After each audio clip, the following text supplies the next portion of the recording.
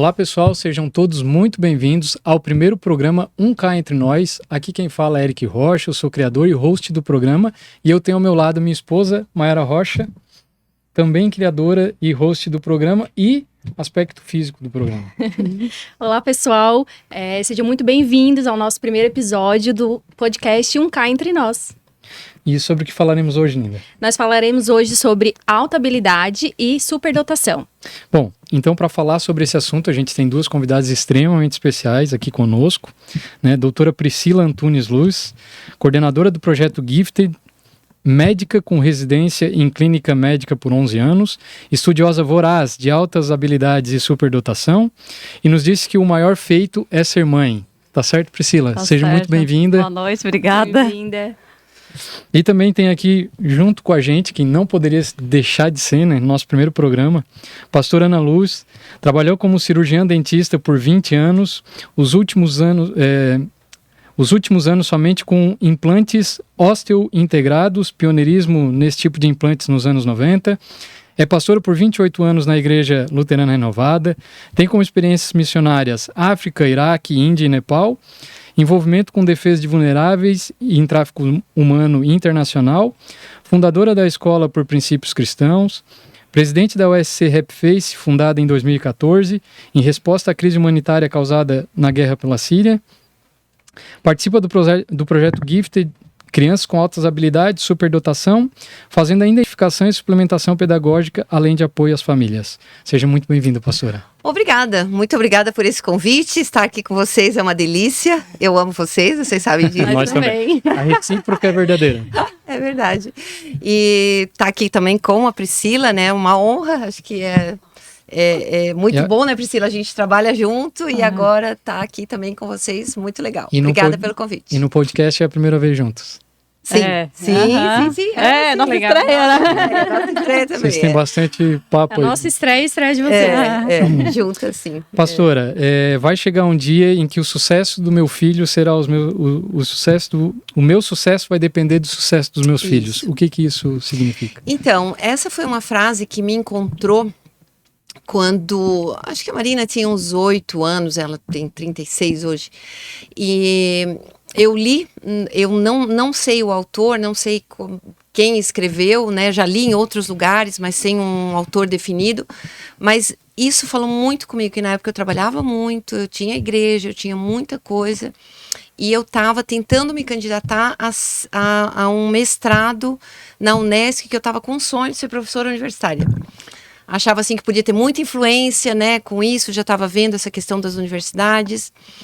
E aí Deus falou ao meu coração que aquilo era vaidade.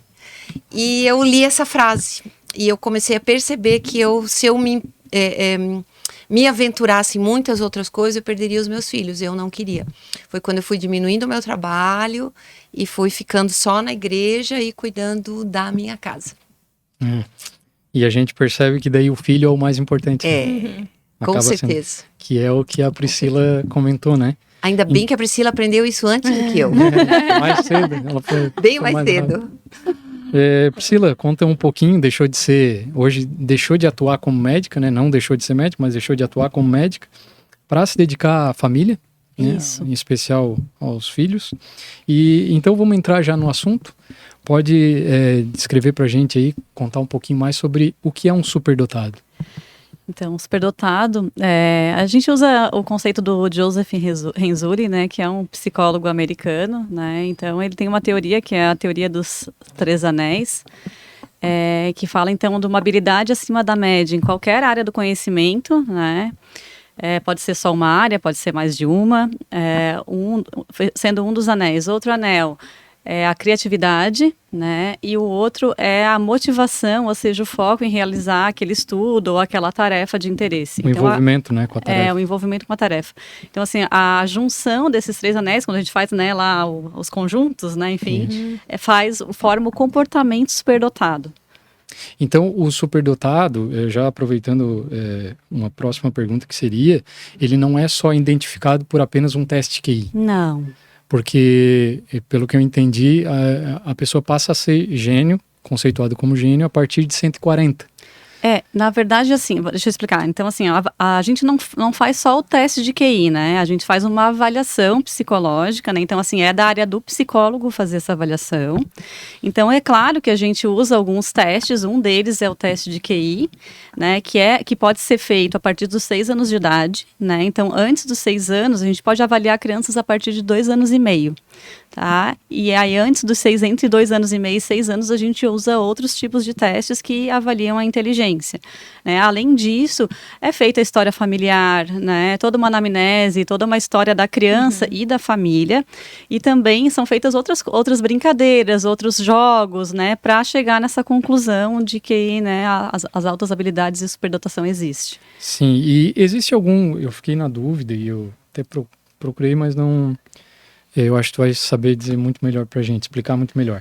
Existe algum teste, por exemplo, uma tomografia que identificaria um cérebro maior?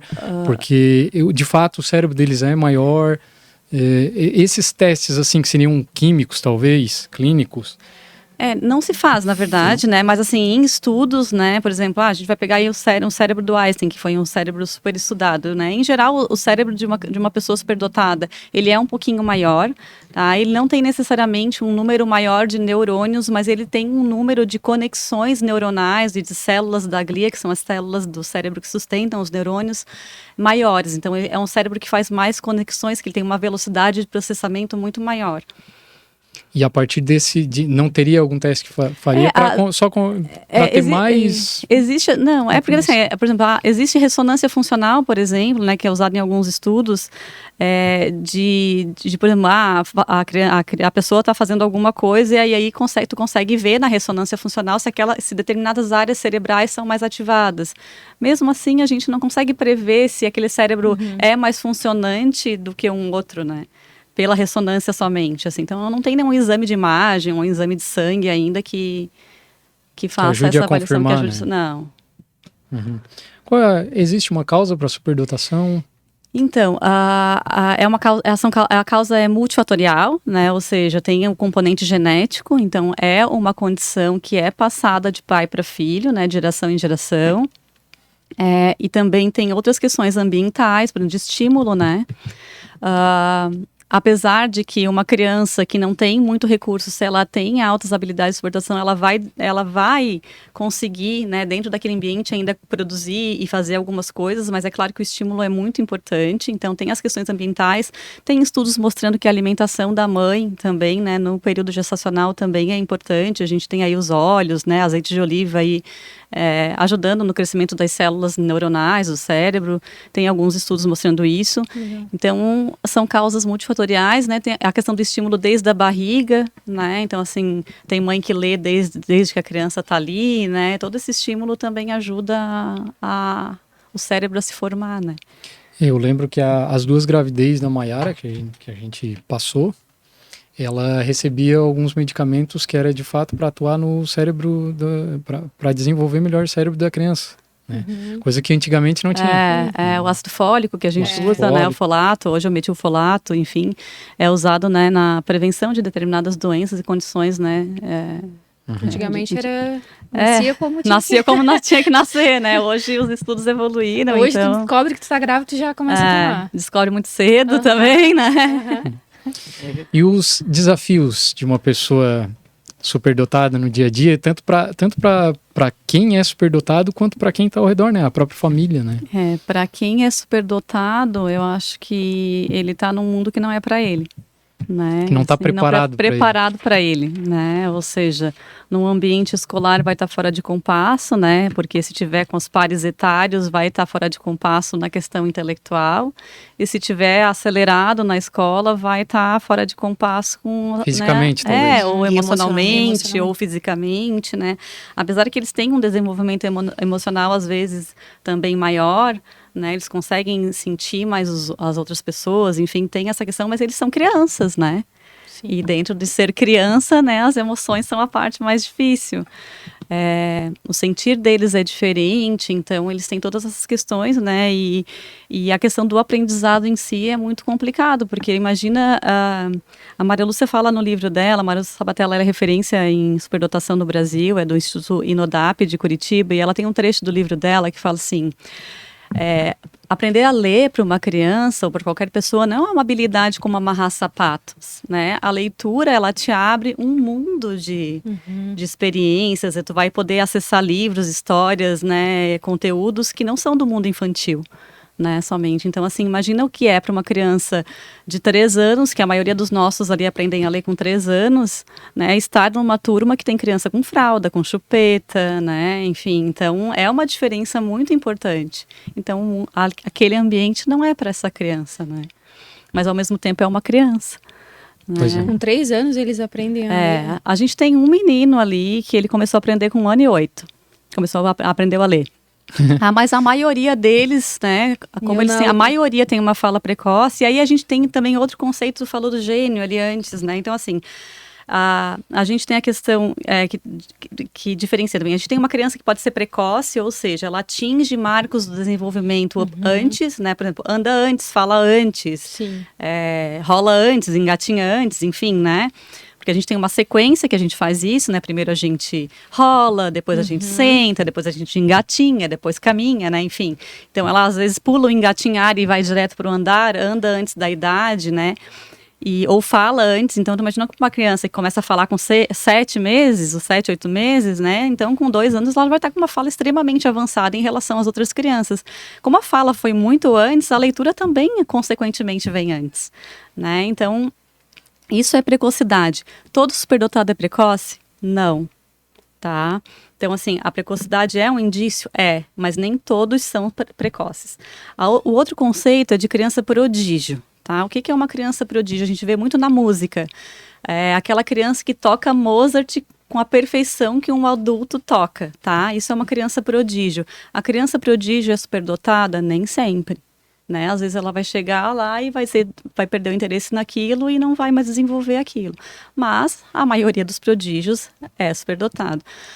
O conceito de gênio, né? Então o gênio, ele é um adulto, tá? Uma criança não é gênio, porque o conceito de genialidade é um adulto, é alguém que fez um feito, né? Que fez alguma coisa que modificou o status quo da sociedade, tipo Einstein, Mozart, Marie Curie, né? Então, assim, a gente tem aí grandes gênios da humanidade, Thomas Edison, enfim, né? Que mudaram, né, os nossos conceitos, Galileu, enfim, né?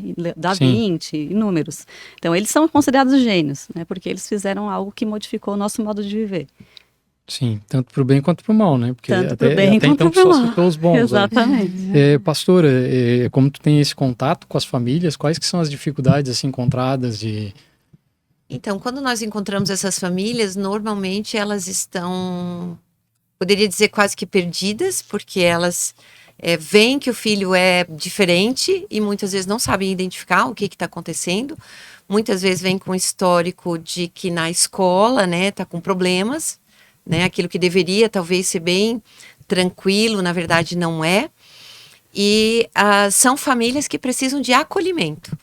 Então, a gente sente que abraçá-las e dizer, tá aqui, estamos juntos, tá tudo bem, né? Vamos seguir junto, né? Vocês não estão sozinhos nesse universo, né? E teu filho é uma bênção, né? A gente poder dizer isso, e por isso também o nome do nosso programa, né? Que é tirar um pouco da preocupação também, isso, né? Que eles carregam por conta disso. Sim, com certeza, até porque a maioria não sabe, né? Quando chega, não sabe o que está acontecendo. Percebe algumas coisas boas, mas também percebe algumas coisas, algumas dificuldades bem significativas.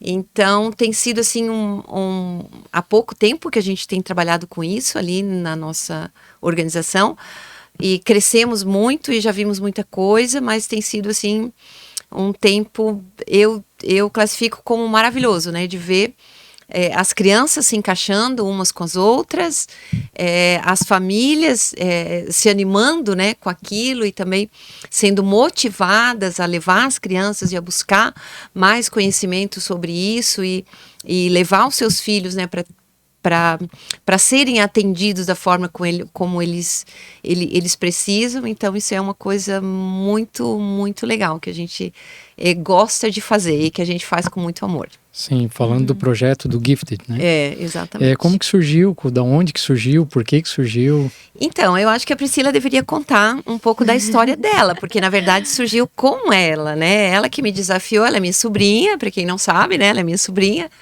E a gente conversava já algumas coisas com relação ao primeiro filho dela, e depois, quando veio com o Theo, depois a Esther. Então, acho que seria interessante a Priscila contar um pouquinho dessa história, porque as nossas histórias se cruzam. Então, começou com o meu filho, né? Começou de uma necessidade. Começou de uma necessidade nossa, assim, né, como família, porque hoje ele tem 7 anos, a gente descobriu quando ele tinha 4, e ele estava nessa altura, assim, com alguns problemas no colégio que ele estudava, de adaptação. Não querer ir para aula, né, de achar chato, de algumas reclamações, enfim. E no começo ele gostava muito, E no começo ele gostava muito, assim. E de não ser ouvido, enfim. E aí a gente, nessa época, foi assim, pós-pandemia também. Daí tinha toda essa questão do pós-pandemia, do retorno pós-pandemia, que foi difícil para todo mundo, assim, né? Então a gente achava que tinha um pouco disso, né? Nesse meio tempo teve o nascimento da irmã também, mas aí começou antes, ali durante a pandemia, antes da pandemia ele começou a querer fazer inglês. Ele estava ali com 3 anos. Partiu dele. Na verdade, já não é normal. Eu até pergunto porque eu tenho filho de 3 anos. Não, é que assim... E ele só me pede dedeira. É engraçado, assim, porque primeiro começou, então vamos voltar um pouquinho, então, assim, com 1 ano e 8 meses, ele começou, 1 ano e pouco, ele começou a gostar de dinossauros, tá? Sim, e aí, né, enfim... Esse é o pré-requisito. Daí depois até tem estudos mostrando que criança que gosta de dinossauro é inteligente, tem até estudo mostrando então, isso. Os dois. Estamos no caminho. Então, assim, começou com um dinossauro, daí comprou um livrinho de dinossauro, compra um dinossaurinho e tal. E aí ele começou a falar os nomes dos dinossauros, assim, né? O que tu tá contando aí, a gente passou por... Viu? Não adianta todo mundo que a gente vai, né? Enfim, e aí ele começou a decorar os nomes dos dinossauros, e aí eu comecei a comprar outros livros, e aí lia para ele, e eu comecei a perceber que ele decorava tudo, não só o nome, mas o período que vivia, a alimentação, né, todas as características físicas, enfim. Isso antes dos 2 anos. Antes dos 2 anos, e não era assim o T-Rex, né, não era o Triceratops, né, eram os nomes mais complexos, né, então assim... E se tu falava uma palavrinha errada, ele corrigia. E também, assim, a questão de falava uma vez ele gravava, sabe? Sim. Era uma memória, assim, muito diferenciada. Daí eu falei para ele, olha só, isso daí não é normal, olha ali, eu li esse livro para ele, botei esse videozinho e ele tá falando tudo. Daí o meu marido disse, não, é normal, eu também era assim. Daí eu, é normal, né? Primeiro filho, né? Daí tá. Normal, primeiro filho, né? A gente não tem assim comparação. Não vamos fazer um alarme, né? Enfim, daí foi isso. Daí depois começou o Lego. Daí com 2 anos e meio ele ganhou um leguinho daquele minifigures, assim, aquele pequenininho. E ele, antes disso, ele já gostava do Lego grande ali. O meu filho nunca gostou de bola, tá? Eu comprei bola quando ele era, menino, compra uma bola. Ele olhava a bola e a bola, né? Tava ali, assim, não servia pra nada a bola. Aí ele ganhou um Lego de uma engenheira, né? Com uns meses, assim. Se viu, provavelmente. Se viu. A Mônica. Ah, a Mônica, olha. E aí enfim, daí ali eles teve interesse, assim, e aí eu comecei a comprar Lego, e ele começou a montar aquele, e depois ele ganhou um pequenininho, e ali com aquela mãozinha, assim, na primeira vez ele encaixou, sabe? E daí eu olhei assim, meu Deus, eles têm 2 anos e pouco, sabe? Enfim, e a partir dali ele começou a pedir Lego, né? E aí o Lego também começou a ser uma coisa, assim, muito diferente pra mim, porque... Quando a gente abre ali o livrinho do Lego, né, tem ali a ordem e tal, e para mim montar o Lego, a foto tinha que estar igual ao que eu estava montando, né.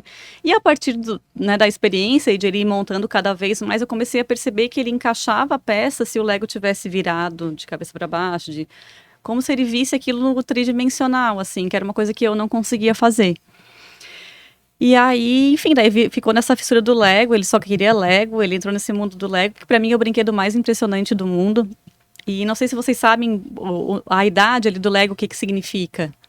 Como ali, assim, por exemplo, né? 4 mais, 6 mais, 5 mais, sim. tá? Assim, a idade que tá ali não é, que aquela criança ali a criança só pode montar Lego a partir dos 4 anos, como tem em todos os brinquedos, não é isso.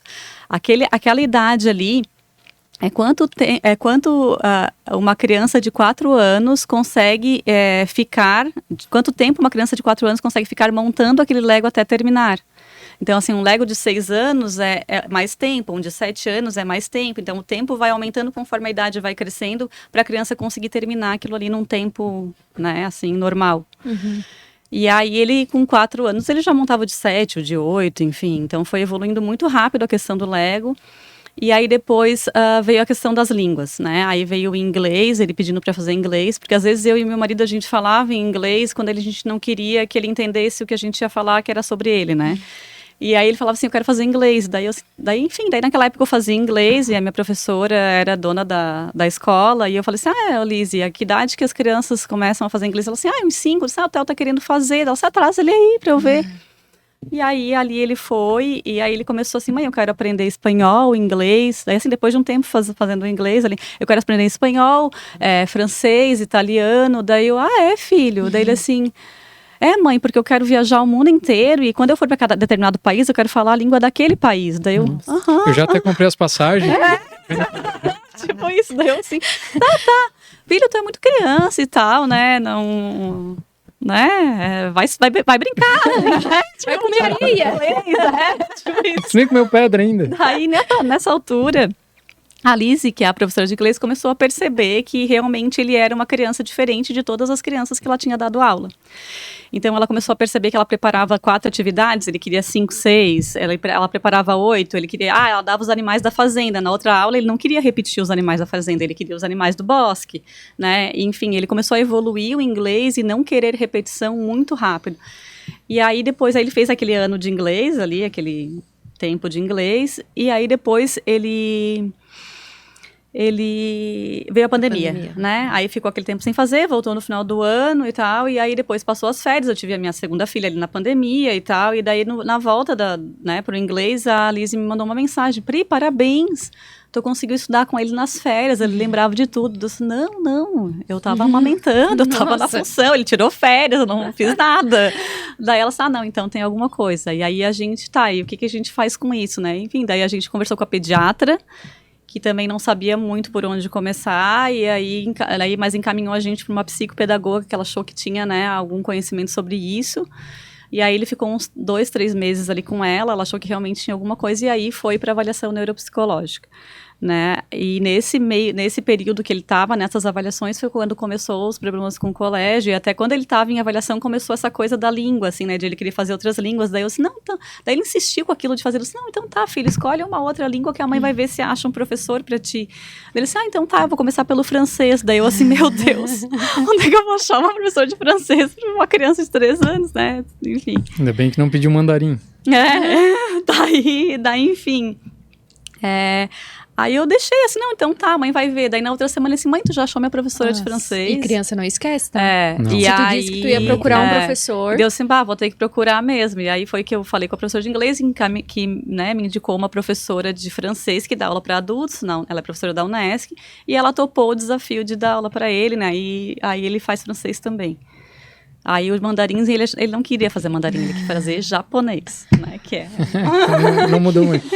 Enfim, então... E aí, nessa que a gente cruzou, porque daí a gente, no verão a gente é vizinhas, né, então a gente cruzou isso daí e a gente pensou, puxa, né, como é que a gente vai ajudar outras famílias que também estão passando por isso, porque eles sofreram muito.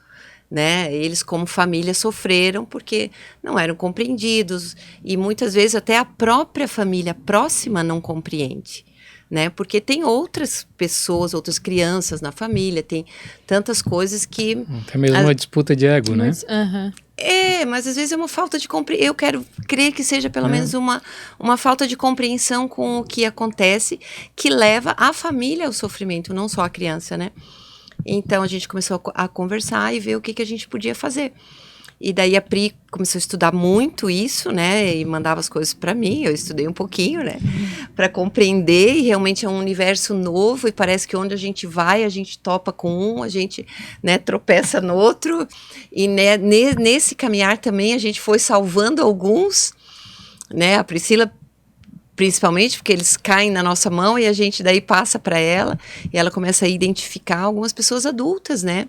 Pessoas que estavam assim na porta para começar a tomar medicamento por causa de... Passaram uma vida inteira achando que tinha algo errado com elas. Exatamente. Esse é um ponto muito importante também, porque quando a gente, né, faz a identificação da criança, é muito importante contar para a criança, né? E até tem alguns lugares que fazem a devolutiva não só para a família, mas para a criança. Por quê? Porque a criança, ela sabe que ela é diferente. Né? Eles têm essa consciência. Claro, eles são inteligentes. Sim. Né? Então, eles sempre pensam, e a gente tem essa tendência cerebral a pensar na coisa negativa, né? E achar que tem algum problema, por que eu não me encaixo, por que eu sou diferente dos meus colegas, por que eu não gosto daquela brincadeira, eu acho chato e todo mundo gosta de brincar daquilo, né? Enfim, por que eu aprendo mais rápido, enfim, por que eu sinto mais, por que a etiqueta da roupa me incomoda, enfim, eles têm outras questões que depois eu posso falar um pouquinho, mas é importante contar para a criança, né, de um jeito simples, né, que a criança possa entender. Lá em casa a gente fez assim, filho, a gente queria te explicar por que tu tá indo, sabe que tu tava indo lá na Jana para brincar, para fazer... Ai, sim, super legal, tinha umas brincadeiras muito legais. Daí eu disse, não, filho, então... É porque a gente estava vendo essa questão, né, que lembra que a gente percebe que tu tem essa memória, que eu gravo tudo as coisas, eu, sim, filho. Então, é que veio foi uma avaliação que a gente fez contigo, então veio que tu tem uma inteligência um pouco acima dos teus amiguinhos, ou de algumas pessoas, enfim, da tua idade, mas isso não quer dizer que tu é melhor que ninguém, quer dizer que tu tem essa característica, assim como tem gente que precisa usar óculos, assim como a mamãe, né, escuta um pouco menos de um ouvido, enfim, expliquei de uma maneira assim, que cada um tem suas características, e que isso não queria dizer que ele era melhor que ninguém, mas que talvez ele tivesse uma habilidade de aprendizado um pouco maior. Daí ele disse, tá, mãe, é só isso? Deu, sim, é só isso. Daí ele disse, não, então tá. Eu já sabia. Só faltou ele falar isso, né? Já tinha lido sobre. Já tinha lido sobre. Então, vale a pena, dentro disso que está falando, eu acho que é importante a gente falar que a superdotação, ela não é o diagnóstico. Não. Ela é uma condição que a pessoa se encontra. Ela não tem nada de diferente, não tem nada de errado com a pessoa, né? Não. Pelo contrário, ela é dotada de alguma coisa que até, se bem administrado, vai ser... Tu falou aí antes que tu deu os exemplos de pessoas que mudaram o mundo, só exemplos bons. Então, desde que tenha uma administração correta, eu acho tenho certeza que é ótimo ser superdotado, né? É que se tem a ideia errônea, assim, né, que é um dos mitos que a gente fala da superdotação, é que o superdotado vai sozinho, né, que ele é autodidata, que ele aprende tudo sozinho, e não é assim, né, ele precisa de um guia, né, ele precisa de uma orientação, né, tanto do estudo quanto da vida, assim, né, porque afinal é uma criança que precisa se desenvolver e precisa ser orientada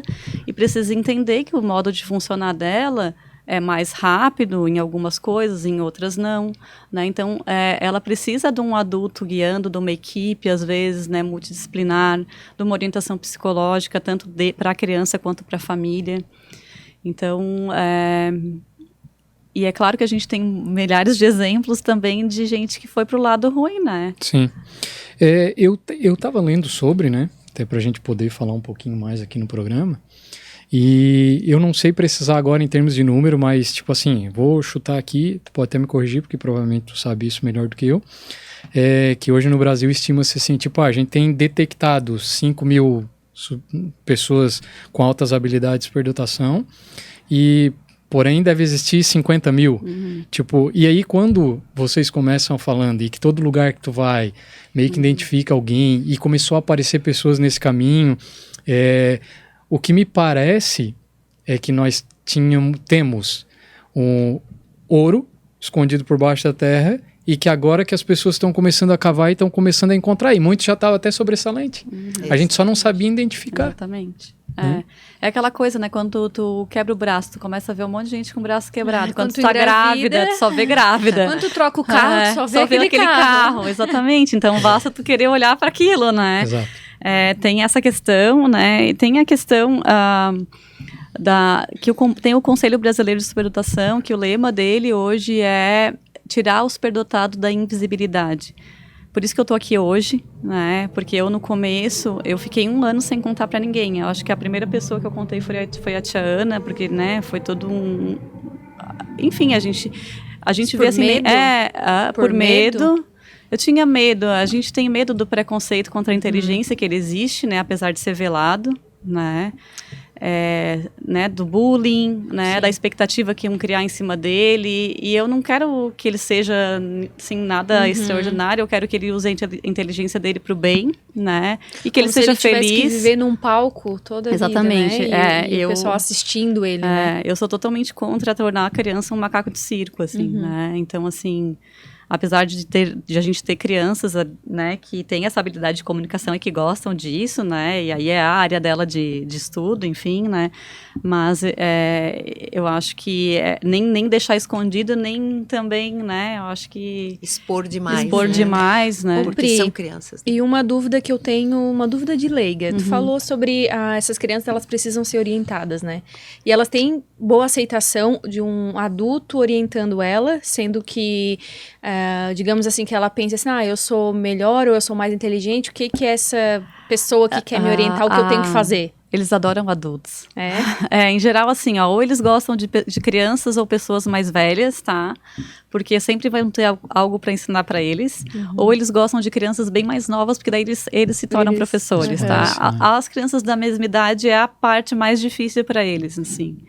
Né, porque na sala de aula eles estão muito acima e assim, o adulto, na verdade essa questão é mais do adulto do que da criança, porque o professor, por exemplo, adulto, vai ter que entender que aquela criança, em determinado assunto, ela vai saber mais que ele, porque ela estudou mais aquele assunto do que ele, né, então vai da questão do ego do adulto.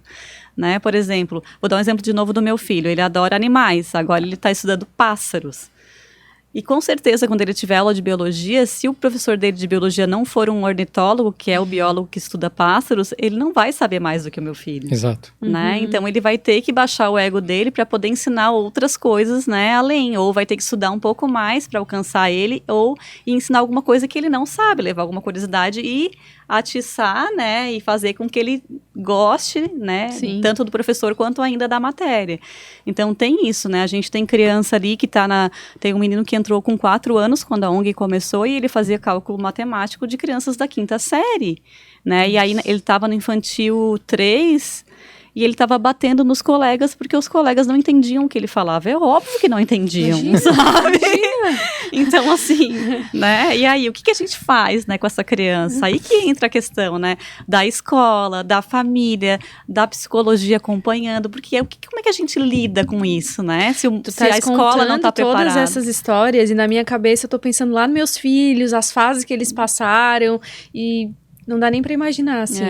Eu acho que atinge muito a família isso, muito. Né? E a família tem que estar bem preparada e bem amparada.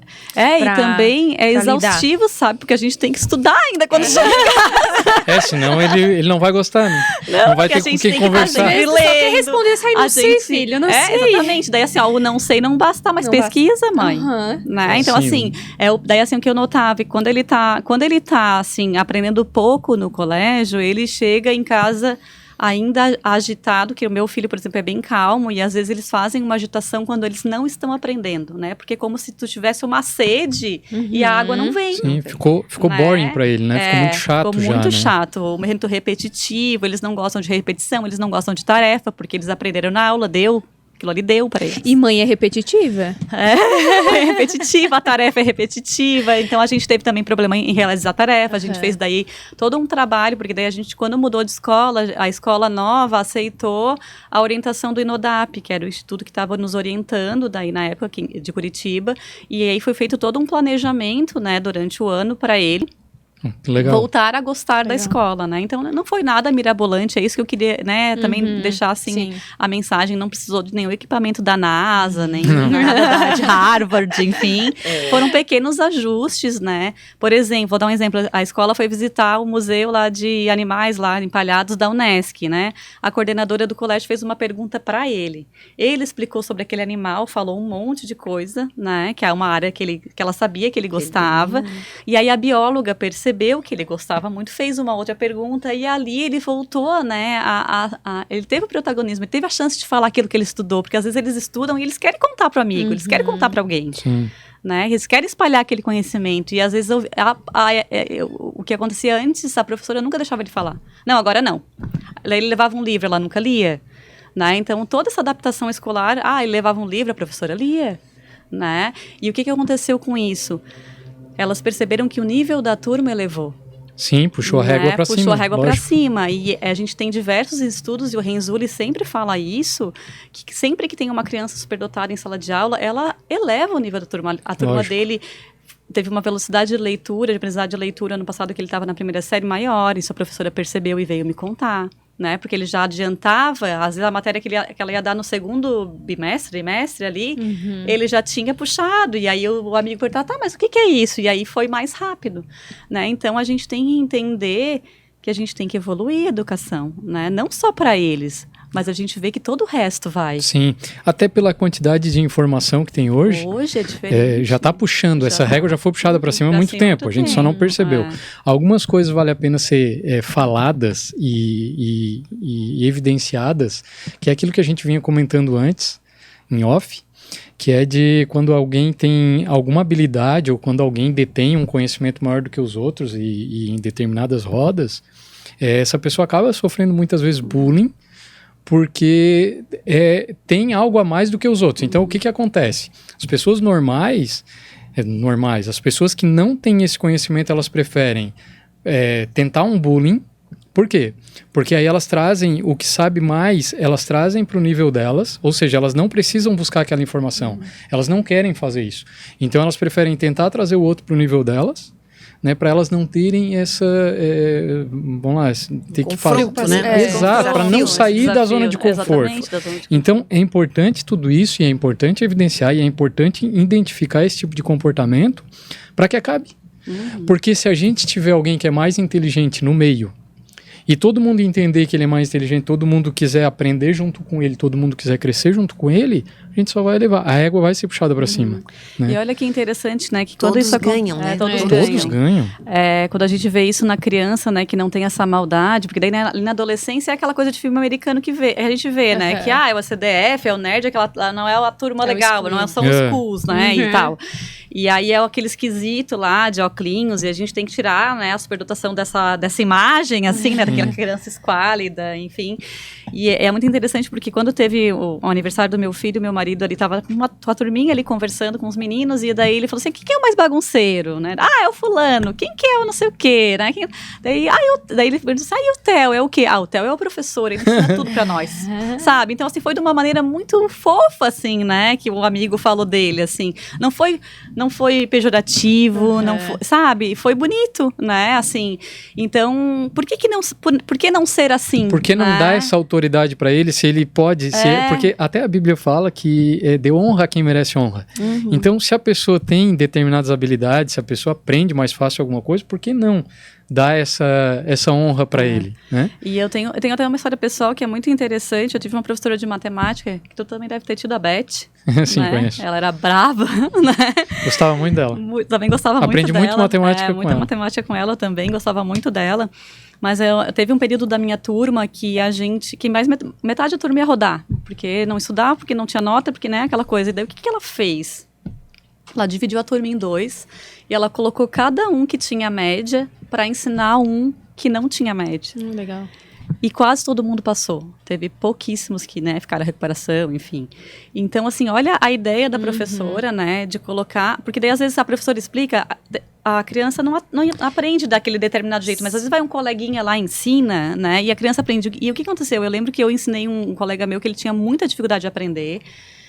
E ele tirou um 7, e foi o primeiro 7 dele em matemática, e eu lembro até hoje da imagem da mãe dele vindo me agradecer, eu criança, né, a mãe dele vindo me agradecer pelo 7 que o filho dela tinha tirado, que ele nunca tinha conseguido, que eles estavam muito felizes, né, então assim, meu olho encheu de lágrima, eu era criança e eu sou muito chorona, né, enfim, mas olha o que a professora fez, né? Olha a insight que ela teve. A professora é uma assim. só, mas se a turma se junta, né? É um monte, exatamente. Todo né? mundo, um ajuda o outro, a turma, todo mundo fica feliz, todo mundo passa, todo mundo vai para as férias. Exatamente, então olha o trabalho que ela fez, né? Foi muito interessante, né? Então às vezes é isso, né? É disso que a gente tem que falar, né? De todo mundo ir para frente, né? E não de nivelar por baixo, assim. E até porque por que eu entrei nisso, né? A gente estava ali... claro, queria sempre ajudar quem está perto, óbvio, é uma característica minha, mas comecei a perceber que a Bíblia fala que Deus deu dons aos homens.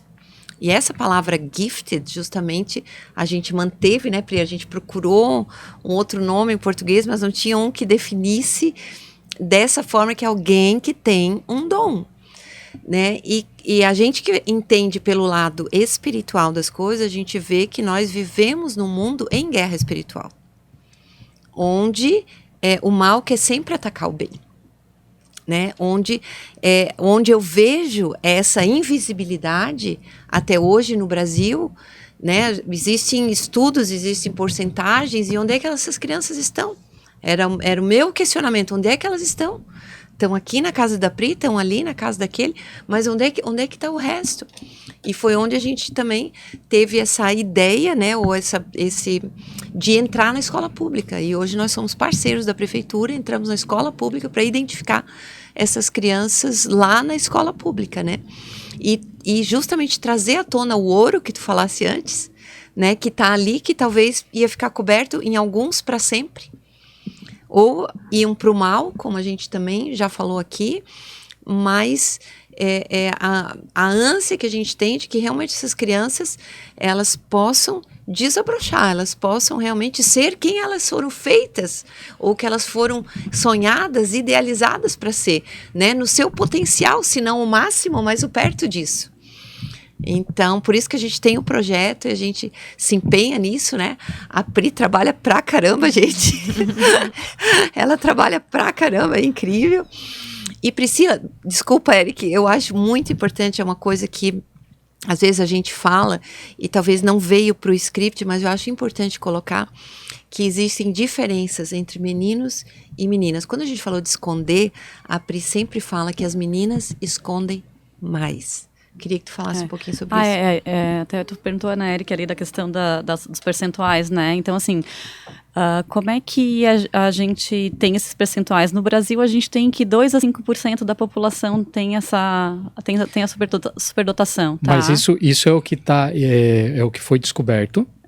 Ou isso é o que seria e a gente ainda não descobriu todos eles? A gente não descobriu todos eles, tá? Daí, assim, pode ser maior, então? Então, daí assim, por dados americanos, né, se a gente pegar dados americanos ou europeus, a gente tem aí 10 a 15% da população se a gente pegar todas as áreas do conhecimento. Por exemplo, esporte, a gente tem vários, Neymar, Pelé, Daiane dos Santos, né, enfim. Todos os que se destacam, né? Todos os que se destacam, porque a Daiane dos Santos é superdotada, nem sei se ela sabe que ela é, mas eu tô dizendo que ela é, porque ela inventou um salto. Sim. Ou seja, ela era uma ginasta jovem, né, que usou a criatividade para inventar um salto dela, que ganhou o nome dela, né? Então, assim, é óbvio que ela é. E, claro, eu como leigo, mas eu penso que a partir do momento que tu faz alguma coisa e que tu é a única pessoa que consegue fazer aquilo, tu já é diferente, né? Então, é diferente. É muito lógico. O que a pastora estava falando agora, eu só queria completar, e tu já vai falar das meninas e dos meninos, é que... falou de entrar nas escolas públicas, né? Isso é extremamente importante. Por quê? Porque dom de Deus, altas habilidades, superdotação, ela não tá nem aí para a classe social. Não. Então não é só o rico, não é só a pessoa que vem de uma família mais abastada que vai ter, que vão ter altas mais habilidades. Estímulo, né? Com certeza. Mas... E aí a gente vê muitas, aí tu falou do esporte, a gente vê muitas pessoas que eram pobres, que se destacam no meio do esporte, e que quando tu vai, e por natureza, elas já se expressam muito bem, às vezes. Não tiveram nem educação qualidade, mas já se expressam muito bem, tem uma inteligência emocional acima do comum, né? Mas fala aí das diferenças entre enfim, daí tem meninos. essa diferença estatística, tá? Hoje a gente tem no censo escolar, porque como é que funciona, assim, pra gente saber quantos superdotados tem, tá? Quando a escola recebe um laudo de altas habilidades, ela tem lá no censo escolar, ela leva 1 minuto para fazer, pode ser feito em qualquer momento, não precisa esperar o censo do outro ano, tá? É só colocar lá um xizinho que tem uma criança tal, né? Assim como quando tem um autista, quando tem um deficiente visual, a escola tem obrigatoriedade por lei de fazer isso, tá? Então, a gente tem 26 mil e poucos superdotados no Brasil todo. Isso não é 2 a 5% da população, né? Então, a gente identifica pouco e a gente notifica pouco, né? Como tudo, né? Como tudo. Então, tem essa questão. A questão entre diferenças de classes, como tu estava falando, superdotação não tem, em qualquer classe social, em qualquer raça, em qualquer ambiente, né, em qualquer idade, porque tem gente que descobre ser superdotado com 60, 70 anos, porque descobriu, né, porque foi fazer uma avaliação, enfim. Então, assim, não é só criança, a criança, ela nasce superdotada, ela não deixa de ser, a superdotação é o que ela né, ela é uma definição, ninguém deixa de... Sim, é uma condição. Né, é uma condição, enfim. Então, tem essa questão, tem a questão que a gente descobre mais os meninos, né, do que as meninas. Quando eu recebi a lista, quando começou a ONG, a gente tinha mais meninos, confirmando, né, a estatística. Por quê? Porque os tipos de inteligências dos homens e das mulheres são diferentes, né, e as meninas, elas têm mais essa habilidade de cuidar, né, do ser mãe desde pequena, do cuidar da bonequinha, mas a brincadeira da bonequinha rica é diferente, né, da comunicação, da fala, né, que acontece antes nas meninas, normalmente, do que os meninos, enfim. Então, tem essas diferenças entre sexos, só que não tem diferença estatística, tem a mesma quantidade de superdotados mulheres e superdotados homens, só que os meninos são mais identificados. Tá? Por quê? Porque a inteligência do homem, o homem é mais notado, né, pela questão social nossa, né? E assim, às vezes eles têm um destaque maior em áreas matemáticas, por exemplo, né? Essas áreas mais assim que todo mundo nota, o guri tá fazendo conta, né? que é mais fácil lógica, de identificar do que o subjetivo, né? E apesar de que nós temos matemáticas maravilhosas, né? Mulheres, enfim, mas é mais notado, é mais notado no homem, né? Acho que mais pela questão social, né? E assim, tanto que quando eu recebo um menino, e esse menino na ONG tem uma irmã, eu mando avaliar a irmã. Tá? Porque a irmã não é notada.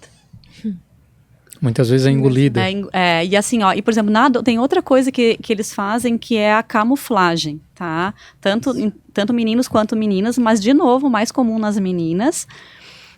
Elas, quando chegam na adolescência, a mulher, ela tem muito essa questão de pertencer ao grupo feminino, tá?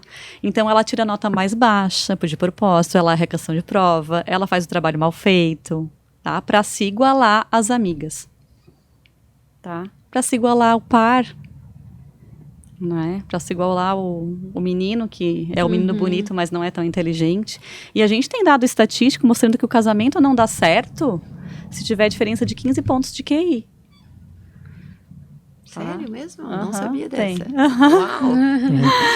Então, vamos já fazer antes de casar. É pré-requisito. É um pré-requisito antes. Não, vamos noivar, não. Peraí. Vai fazer uma avaliação antes. Né? E as meninas têm muita dificuldade de encontrar parceiros, porque elas percebem que aquele parceiro não é o ideal por causa da questão da inteligência. Elas não querem um parceiro que elas sabem que não vai acompanhar elas. O raciocínio lógico, o raciocínio rápido tem a ver com a superdotação ou não necessariamente? A velocidade de processamento de um superdotado é diferente, assim como a capacidade de memória.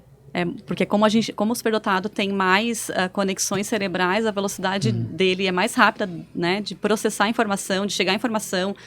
Tanto que eles têm dificuldade de escrita, ou eles têm dificuldade, às vezes gagueja quando fala, porque a velocidade do pensamento é muito rápida e às vezes a movimentação da fala não acompanha. Puxa, agora tu me definiu. Ele A quer letra ser é feia, avaliado, tá? Faz Depois tempo eu te que ele passo tá. contato. Faz tempo que ele tá pedindo, ele tá só jogando no ar. E aí, enfim, a letra é feia, eles têm, às vezes, o material, eles são desleixados, não todos, né? Porque eles têm a questão do perfeccionismo de fazer o certo, mas às vezes não tem a... Ele come letra porque quer fazer logo pra fazer outra coisa, ou é uma coisa chata que ele quer fazer de uma vez, se livrar, Nossa. e aí estudar o que ele gosta. Tu conversou com a Mayara antes de vir pra cá, então? Ah. Não, Vai me mas incomodar o resto assim, da noite agora. é engraçado falar da diferença de QI, de pontos, porque a gente vai falar sobre, tu falou sobre os bons que deram no mundo, né? Os que fizeram bem pro mundo, Gênios, né? os gênios que Gênios fizeram bem da humanidade. pro mundo, mas a gente tem os gênios do mal, né? E a gente pode falar agora, e eu até vou citar o caso do Ted Kaczynski, né? É um americano que ele atingiu 167 pontos de QI e ele nunca conseguiu se relacionar com uma mulher. Então, claro, talvez não achou alguma mulher que tenha um QI 15 pontos a menos, até porque 167 já é, como a gente comentou, alto. já é uma exceção dentro dos gênios. Os gênios já são uma exceção. Ele é exceção dentro dos gênios. E como que foi o caso dele, né? Para depois até vocês falarem sobre quando é usado para o mal ou quando não é bem assessorado alguém na condição de superdotado. Ele, enfim, família americana tradicional, em determinado momento, aos 10 anos de idade, eu acho que eles mudam de cidade e vão mudar ele de escola. Quando eles vão mudar ele de escola, nos Estados Unidos é muito comum fazer uma avaliação para ver e até para ver o QI do estudante que está entrando lá. Eles estão, como sempre, estão um pouquinho à frente. E aí eles fizeram essa avaliação, descobriram que ele tinha um QI já elevado, né, aos 10 anos de idade. Colocaram ele numa turma acima. Ele deixou de andar com o grupinho dele, que ele era aceito. Mas ele deixou de andar com esse grupo, passou para uma turma acima. Logo após já botaram ele mais uma turma acima, porque ele, de fato, a capacidade dele, entendimento, tudo era muito à frente, imagina, um QI altíssimo. E só que todo esse avanço foi tendo no âmbito educacional, mas não teve acompanhamento psicológico, né, emocional. E aí, com 16 anos, ele entra em Harvard para estudar matemática. Ele desenvolve várias teorias que os matemáticos não conseguiam terminar, ele terminava. A tese dele de doutorado é uma resolução de um teorema lá que há muitos tentavam resolver e não conseguiam. Na faculdade, quando ele está fazendo, um professor PhD usa ele como experimento. Então ele vira meio que uma cobaia, um rato de laboratório. E esse experimento que ele faz com ele é de ficar xingando ele por determinado tempo para ver quais seriam as reações. Então ele tem todas... ele não teve nenhum acompanhamento e foi tudo feito da forma pior possível. Uma tortura psicológica ainda. Eles colocam ele com 23, 24 anos a dar aula em universidade como já PhD, né, já com um diploma. Os alunos não suportam ele porque ele não conversa com os alunos, porque ele acha muito bobo. Então, tudo dando errado. Ele decide que ele vai se isolar, ele se isola. Ele vai morar numa cabana que eles têm lá, a família tem, em Montana, se eu não me engano. E aí ele fica morando lá e ele declara guerra à tecnologia. Ou seja, um cara com QI de 167, ele descobriu que as pessoas são prisioneiras da tecnologia. E nós todo dia usando tecnologia. Mas tá. Estamos aqui agora. Exatamente. Ele declara guerra à tecnologia, principalmente às companhias aéreas de aviação e a quem destrói a natureza. Então ele começa a criar, ele desenvolve bombas por conta própria, ele mesmo fazendo testes na cabana dele, ele desenvolve essa história, tem na internet, né? Tem vários relatos, é uma história real. Unabomber foi o nome que deram a ele na época. Ele começa a criar essas bombas, ele desenvolve métodos de levar essas bombas aos locais, depois manda por correio, vira uma loucura nos Estados Unidos. Por 20 anos ele consegue se camuflar do FBI. O FBI gastou $50 milhões na busca. Eles ofereciam uma recompensa de $1 milhão para quem tivesse notícia dele. Ele por 20 anos consegue fugir do FBI.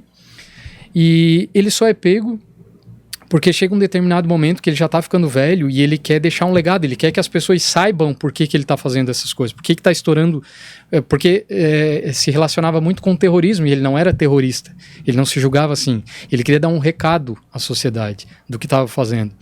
Então ele escreve um artigo, envia para os meios de comunicação, para os veículos de comunicação nos Estados Unidos e exige que eles divulguem esse artigo dele, e aí ele pararia então de disparar esses artefatos, né?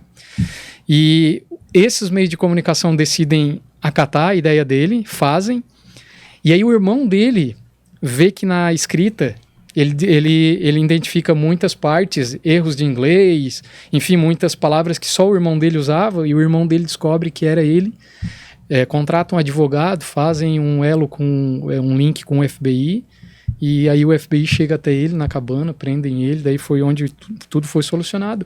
Ele ficou preso por 20 anos, se eu não me engano, e aí ele acaba se matando na cadeia, né? Então esse foi conhecido como gênio do mal. Ele nunca conseguiu se relacionar com uma mulher, essa é a história dele, e aí faz muito sentido, porque essa diferença é gritante, né? Então, falar um pouquinho sobre o que pode acarretar se não tiver esse acompanhamento, né? Por isso que a gente fez a ONG. Graças a Deus. Né? Enfim, porque, né, tem esse exemplo, tem outros vários, né? A gente tem o filme agora do Oppenheimer, né? Da bomba, né, atômica, enfim, né, e um filme fantástico. E temos no Brasil também, né, Fernandinho Beiramar, um gênio do crime, pode ser. Temos vários políticos, né? Também, enfim. Então, e aí, como a gente não, como é algo como tudo é muito novo, eu acredito que tem muita gente por aí usando até pro mal. Até porque é uma característica da superdotação ele ter um maior controle sobre os próprios sentimentos, né? Ele consegue controlar melhor, às vezes, emoções e... Consegue até certo ponto. Na verdade, assim, ó, uma das características da superdotação é ter uma sensibilidade maior, tá? Tanto que pessoas com superdotação têm mais alergias, tá? Porque eles têm uma sensibilidade na pele, tanto a picada de inseto, qualquer outro alérgeno do ambiente. Então, eles têm mais rinite, eles têm mais dermatite atópica, enfim, asma, né? Tem essa questão, eles têm mais sensibilidade na pele, tem que cortar a etiqueta, eles não toleram determinados tecidos. A costura da meia, às vezes incomoda tênis. Tem criança que não consegue usar calça jeans, né? Então, assim... para eles, assim, não é uma etiqueta que tá ali, é como se fosse um cacto, assim, espetando a pele, sabe? Então, a sensibilidade é tão grande e não é só no corpo, né? Então, é a sensibilidade do sentir mesmo. Então, assim, eles têm mais crises existenciais, eles vão sentir mais o bullying, eles têm mais tendência à depressão, ansiedade, burnout, né? Eles sentem mais, assim, o peso do ambiente. Às vezes, chega numa festinha... se esconde embaixo da mesa, se esconde atrás da mãe, não sabe o que é. Ele sentiu alguma coisa ali, tá? Então, assim, tem a questão espiritual que se fala também, né? Depois a Tiana pode falar um pouco mais sobre isso, mas, assim, como é que a gente entende, como é que uma criança, né, de 3 anos que mora numa vila lá no interior do Brasil fala russo? Ninguém da família é russo, né? Ninguém nunca ensinou russo. Onde é que a criança aprendeu russo? Né, com 3 anos, né? Então tem toda uma questão assim que a gente ainda não tem explicação, né? Claro, nesse caso em específico, eu acho que tiveram vários pontos, né? Uma aceleração muito mal feita, né? Que é muito comum nos Estados Unidos e, em geral, dá muito certo, tá? Porque lá eles aceleram, assim, por exemplo, tem uma amiga minha que mora nos Estados Unidos, ela me ligou esses dias para conversar comigo, porque a filha dela tem a idade do meu, e ela disse, a minha filha... Ô, Pri, como é que me explica um pouco mais, fala um pouco mais, assim, de superdotação, porque, assim, aceleraram a minha filha na matemática, eles aceleraram ela só na matemática, deixaram ela com a turminha, mas a matemática que ela era mais avançada, então a gente não precisa fazer uma aceleração de tudo, né? Sim. Mas a gente pode acelerar a criança naquela área que ela tem interesse, né? Por exemplo, esse menino de 4 anos na matemática, né? Se a gente suprir a matemática dele, vai bem depois no resto aqui. A gente tem resultado ali na ONG muito claro para mim, assim, que é vê-los juntos, eles vão uma vez por semana ali. Eles se encontram, a linguagem deles é a mesma, eles olham um para o outro e falam assim, eles têm diferença de idade, porque a gente não separa por idade, a gente separa um pouco assim os mais velhos, os mais novos, enfim, né? Mas parece que eles se conhecem há anos. Eles devem sentir um alívio. Um alívio, Isso. exatamente. Eles esperam ansiosamente por esse dia que eles vão na ONG. Teve criança agora no final do ano que teve crise de ansiedade de ir para o hospital, de vomitar, porque ia ficar um mês sem ONG. Sabe? Porque a fala deles é essa. A gente teve o pessoal da RBS que foi entrevistar eles lá.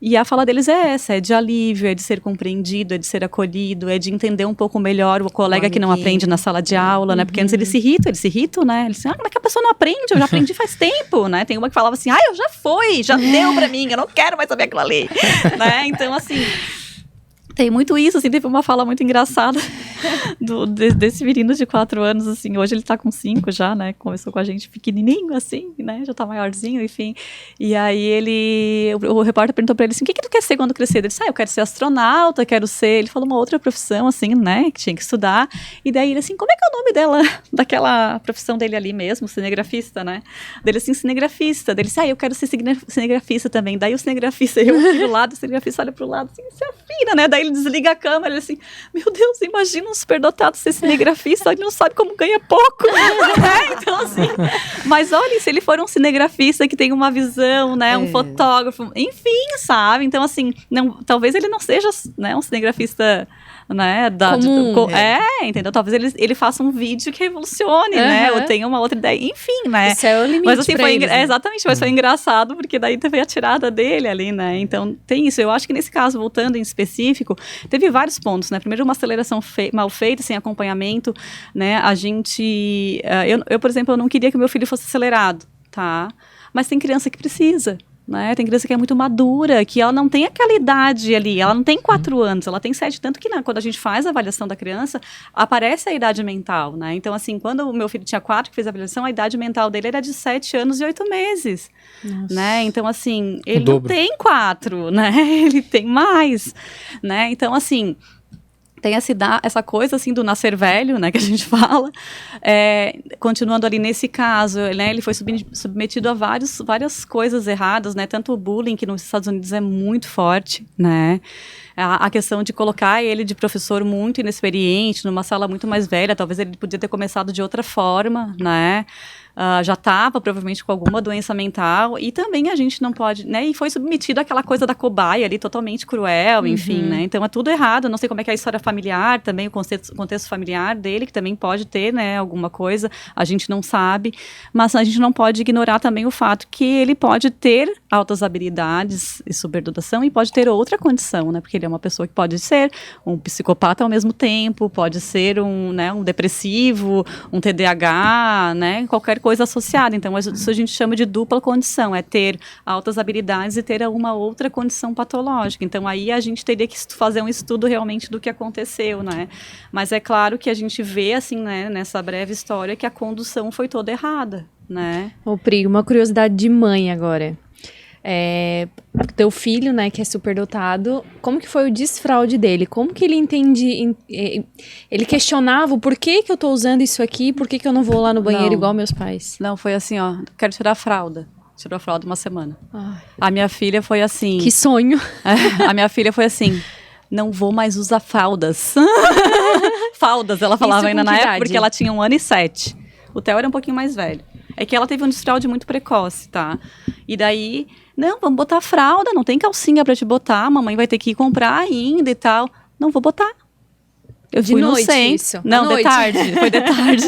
Ela não tava, enfim. E aí não, foi de manhã, foi antes de, ela já estava no colégio, e aí eu fui no centro comprar calcinha, porque ela não aceitou mais botar a fralda, e aí foi. Entendeu? A partir daquele dia... Mas o desfraude também não tem relação com a superdotação, tá? Tem criança que desfralda cedo, tá? Isso é um sinal de precocidade que a gente pode usar como um indicador de superdotação, mas não é, tá? Porque o desfraude cada criança tem seu tempo, né? Sim. Tem isso. Não, na minha cabeça eu pensei assim, ele deve achar estranho do porquê, porque a mente dele, enfim, a inteligência dele é mais avançada. Por que eu tô usando isso aqui pra eu fazer minhas necessidades na calça? Eles chegam uma hora que eles não... tem isso, mas... Alguma relação, mas não assim, né? Mas não é critério, mas eles desfraudam normalmente muito rápido, assim, a velocidade também do desfraude, não só a vontade em si, mas né? Daí, claro, ele usava a noturna, porque ele ainda mamava, né, enfim... Mas aí depois tirou, entendeu que ia tirar. Foi bem tranquilo nesse sentido. E outra coisa, que eu acho, assim, bem importante, que a gente percebe isso no superdotado também, é essa questão, como tu falou, da sensibilidade, hipersensibilidade, mas também muita empatia, né? Eles também são bem pela justiça, assim, pelo que é certo. E o que a gente percebe é que, né, se eles estão num ambiente de manipulação, de coisa ruim, aquilo não faz bem para eles. Sabe? Eles não conseguem lidar isso. E às vezes tem um ambiente familiar que é assim. Né, de relações tóxicas.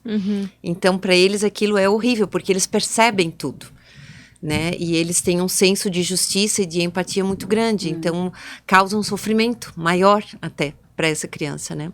O sentir do outro também eles sentem, né? Então, assim, tanto pela questão da empatia, eles têm senso de justiça, eles têm as questões de perfeccionismo, né? Então, tem várias... As questões de sensibilidade alimentar pode ser confundido com autismo, porque às vezes eles têm uma dificuldade alimentar, né? Que se confunde um pouco, né? Então, assim, a alimentação é complexa. A gente tem várias crianças ali que tem, porque eles sentem mais o cheiro, sentem mais o gosto, eles ouvem mais. Às vezes tem criança com altas habilidades que tem que usar abafador de ruído, tá? Em sala de aula, porque eles escutam o barulho da outra sala, eles não conseguem se concentrar na atividade que estão fazendo. Né? Tem criança que faz um quadro de agitação e às vezes precisa ter algum movimento de mão, né? Deixar mexer num cubo mágico, deixar fazer um pop ali, alguma outra coisa, atividade durante a sala de aula para não fazer quadro de agitação, não incomodar a aula, né? Tem criança que gosta muito de ler e tem essa necessidade de ler. A gente tem uma menina ali que ela lê 75 páginas por dia. Então, assim, ela tem hoje a autorização para a hora que ela termina a atividade na sala de aula, ela pode pegar o livro que ela trouxe e ler, né? Então, essas adaptações escolares, elas podem e devem ser feitas, né? Porque eles têm essa necessidade, né? Esse nível de leitura, assim, ela tem 8 anos e ela já lê há muito tempo, assim. Então, eles têm um nível de leitura muito avançado, assim, né? Aí, assim, às vezes vai fazer a ficha de leitura do colégio, é um livro muito bobo, né? Então, às vezes pode fazer uma ficha de leitura com um livro mais avançado para aquela criança, né? Então, tem várias coisas que podem ser trabalhadas, né? Em casa também, enfim, a parte de estímulo para nós, pais, também é exaustiva, né? Lá em casa, assim, eu vivo comprando livro, nunca, sabe, assim, toda hora tem que ter... eles gostam de repetir as histórias que eles preferem, mas, assim... Eu tenho muito livro, assim, sabe? Porque eles pedem, eles têm essa necessidade, a gente lê todo dia e todo dia mais de um livro é lido lá em casa. Mas esse é o tipo de adaptação que vai puxar a régua para cima. Porque a criança que está do lado, às vezes começa a ver e diz, eu também quero fazer, e vou ler também. Então, é o hábito, irmão, né? O irmão, né? Doutrina pelo que faz, e não só pela fala, né? A leitura, né? Ela é um hábito, assim, que na verdade, para mim, quando eu engravidei, assim, uma coisa muito pessoal minha, assim, eu pensei assim, o que eu quero que meus filhos, assim, que habilidade que eu quero que meus filhos tenham para a vida deles, assim, né, que eu acho que vai ajudar eles enfim, a aprender, a ser pessoas melhores, enfim, e para mim é a leitura, né, então, assim... eu comecei a ler desde a barriga, assim, eu lia até livro de medicina quando eu estava estudando, eu lia em voz alta para eles escutarem, então, assim, eles nasceram praticamente no meio de livro, assim, né, então essa é uma coisa que, o que a família faz, né, eu, por exemplo, o meu exemplo foi esse, eu fiz isso, não sei se isso contribuiu, né, enfim, tem estudos que mostram que sim, né, mas enfim, a leitura, então, eles têm esse hábito, é uma casa que é habitada por livros, tem livros, né, à mostra, eles me veem lendo, né, então tem a questão do exemplo também, então a leitura tem muito disso também, né, da família, do estímulo, enfim. As pessoas mais interessantes que eu conheci são as que mais leem, isso é fato. Então não tem muita, quer ser interessante, leia, né? Lê muito. Só vai que ter daí conteúdo, tem a questão de que tu se diferencia muito também do resto, exato, né? então, e aí acontece, o que tem que aprender a lidar eles, com assim, tudo isso. Exatamente. Voltando só ali porque falando ainda dessa diferença pro bem ou pro mal, eu até nem acho que ele era mal. Sim. Eu acho que ele foi condicionado. Não. Né? Exato. Não. Porque ele declarou guerra à tecnologia porque era algo que incomodava lá na cabana dele. Passava avião em cima e incomodava ele. Ele via os caras cortando madeira e incomodava ele. Então, ele declara guerra à tecnologia, a determinados, né, nichos, justamente porque ele via que fazia mal para alguma coisa que ele via que era bom. E que incomodava ele Que também, incomodava né? ele, De né? alguma forma, Exato, que que daí ele não sabia como lidar com Como isso, lidar né? com isso, exatamente. Então, no fim, ele foi tratado como um gênio do mal, mas que às vezes nem seria se tivesse uma condição melhor, né? Uma orientação. E algo que a gente até comentou antes ali, que eu gostaria de daí trazer isso para a discussão também, que eles são seres humanos, né? Prova disso é que quando ele escreveu a carta, ele cometia os mesmos erros de inglês que o irmão dele foi capaz de identificar, né? Então, ele é um ser humano, né? Ele não é... mas se ele era tão inteligente assim, por que ele não fugia da prisão? Porque ele é um ser humano. Por que ele se matou? Porque ele ficou entediado, eles têm os mesmos sentimentos, eles têm as mesmas ansiedades, né? Então, eles são seres humanos. Nós, quando a gente comentou antes, né, que quando a gente era criança, não tinha toda essa informação que tem hoje, somos aí dos 40 já. Somos Somos nós dois aqui. Eu já tô chegando nos Somos 60. A nossa geração. E, Vamos começar a revelar a idade. não, e pra gente, o superdotado era o super-herói, né? Então, a gente vem dessa cultura. E hoje a gente vê que não, que isso é mais simples até do que se parecia e que eles são seres humanos. A tentativa até da nomenclatura de mudar assim para altas habilidades, tá? Foi nessa tentativa de tirar essa conotação do super, né? Mas acaba que é uma palavra que vem do latim, que é usada no espanhol, no português, né? Enfim, tem essa derivação que não quer dizer super, né? Mas a que vem do espanhol é sobredotación, né? Então, assim, a ser dotado de algo a mais assim. E, enfim, então tem essa coisa, eu também não gosto, por isso que quando a gente foi escolher ali a palavra, a gente preferiu o gifted, porque tinha essa coisa de ser um dom de Deus, né, um presente de Deus, uma criança que é um presente, né, e, enfim, é isso, né. Bom, tu comentou ali sobre TDAH, existe alguma correlação? Não, é que assim, tem uma confusão às vezes com altas habilidades também, como a questão da alimentação, que às vezes é confundida com o autismo, que eles fazem esses quadros de agitação, às vezes, quando as necessidades de conhecimento não estão sendo atendidas, tá? Por exemplo, a sala de aula ele já sabe tudo daquela aula que a professora está dando, ele começa a batucar, ele começa a chamar o colega para conversar, e aí começa a se movimentar e tal, porque, na verdade, ninguém foi feito, né, para ficar 4 horas sentado ouvindo alguém falar, né, nem o nosso corpo foi feito isso, por isso que a gente tem esse monte de doença que a gente tem hoje, né. Enfim, não vou entrar na questão da doença, enfim, das doenças, né, que o sedentarismo causa, mas assim, criança foi feita para aprender em movimento, é para aprender no parque, é para aprender na rua, é para aprender com a natureza, né, e o que a gente fez? A gente enfiou as crianças numa sala de aula, no meio de uma né, que é um aprendizado assim, boiada, todo mundo é igual, né, o que tem menos, o que tem mais, o que sabe menos, é tudo igual, e a gente não é assim, todo mundo é individual.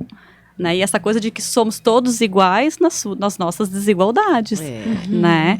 Então, Deus nos fez completamente diferentes, né? Iguais em valor, né? Mas completamente diferentes. Tanto que um dos princípios que a gente ensina na nossa metodologia na escola é a individualidade. Que cada ser é um ser único. E ele precisa ser desenvolvido naquilo que ele é. E que é diferente do outro, né? Começa pelo DNA, né? E aí a gente acha que todo mundo vai fazer a conta de matemática daquele mesmo jeito, daquele mesmo método, né? E às vezes eles chegam na conta, botam o resultado lá e a professora não aceita porque ele não mostrou a conta, não mostrou, como é que tu fez? Tu colou? Né? Só que ele tem uma forma de fazer que não precisa... Na faculdade fazia isso. Né? O quê? De mudar o jeito de fazer. Ah, sim. Eu nunca fiz igual porque que me assim, ensinavam. eu sempre fui uma pessoa, sempre fui estudiosa. Sempre gostei de estudar, eu estudava para as provas, sempre estudei para as provas. O Eric ia para a faculdade, mal levava caderno. Não, nunca levei. Ele só ouvia a professora e fazia a prova e tirava nota boa. E na hora porque a gente fez, nós somos engenheiros, né? Fizemos engenharia de produção. Então, nas aulas de cálculo ali, eu seguia o que a professora me ensinava, né? Existe essa fórmula para resolver. E eu ia lá e aprendia aquilo ali. O Eric inventava outro jeito. E daí essa é a questão, é o anel da criatividade, né? Ou seja, resolver aquela fórmula, aquela conta de uma forma diferente da que foi ensinada. E tem professores que aceitam tranquilamente, sim. Mas tem professores que não... Eu tive alguns problemas com isso. Enfim, né? Aquilo Tive que a gente já falou, assim. Isso não quer dizer que você é super... Não quer dizer que eu seja super... Mas uma das barreiras também que a gente encontra, né, a Priscila falou muito bem isso, né, que as modificações e o que precisa para eles também são coisas simples, não são coisas que custam, né? Sim. E que muitas vezes os nossos sistemas educacionais são extremamente rígidos, engessados e fechados para algo novo, né? Então essa é uma barreira que também os nossos gifted, né, os nossos superdotados, eles enfrentam. Porque, né, já o sistema americano, como a gente falou, já é extremamente mais flexível para acolher essas crianças e deixar que elas se desenvolvam nas suas habilidades, né, sem perder a socialização e sem perder muitas coisas. Então, porque a nossa lei, ela prevê aceleração, né? Né, nesse caso aí que foi acelerado, uma aceleração bem feita, dá certo, né?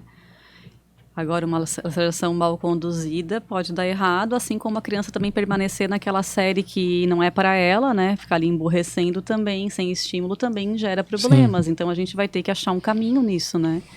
O que vocês acham, porque a gente está falando aí sobre ensino, eu tenho uma visão de que as escolas futuras, elas serão diferentes de como é a nossa estrutura hoje, ou seja, eu acho que num futuro nem tão distante assim, as pessoas vão começar a escolher e montar as próprias disciplinas, como já é meio feito assim nas universidades. Não tem tanta liberdade, mas já tem algum. Mas eu acho que vai ser mais. Eu acho que as pessoas vão montando a sua grade de acordo com aquilo que vai surgindo em termos de habilidade. Eu acho que essas serão as escolas do futuro. E assim como a gente está vendo aí, né, e aí eu posso falar porque é um pouquinho da minha área, da criptomoeda, que está desmistificando muita coisa, e inclusive ela não é fiduciária, ela não tem um Estado por trás. Isso. Né?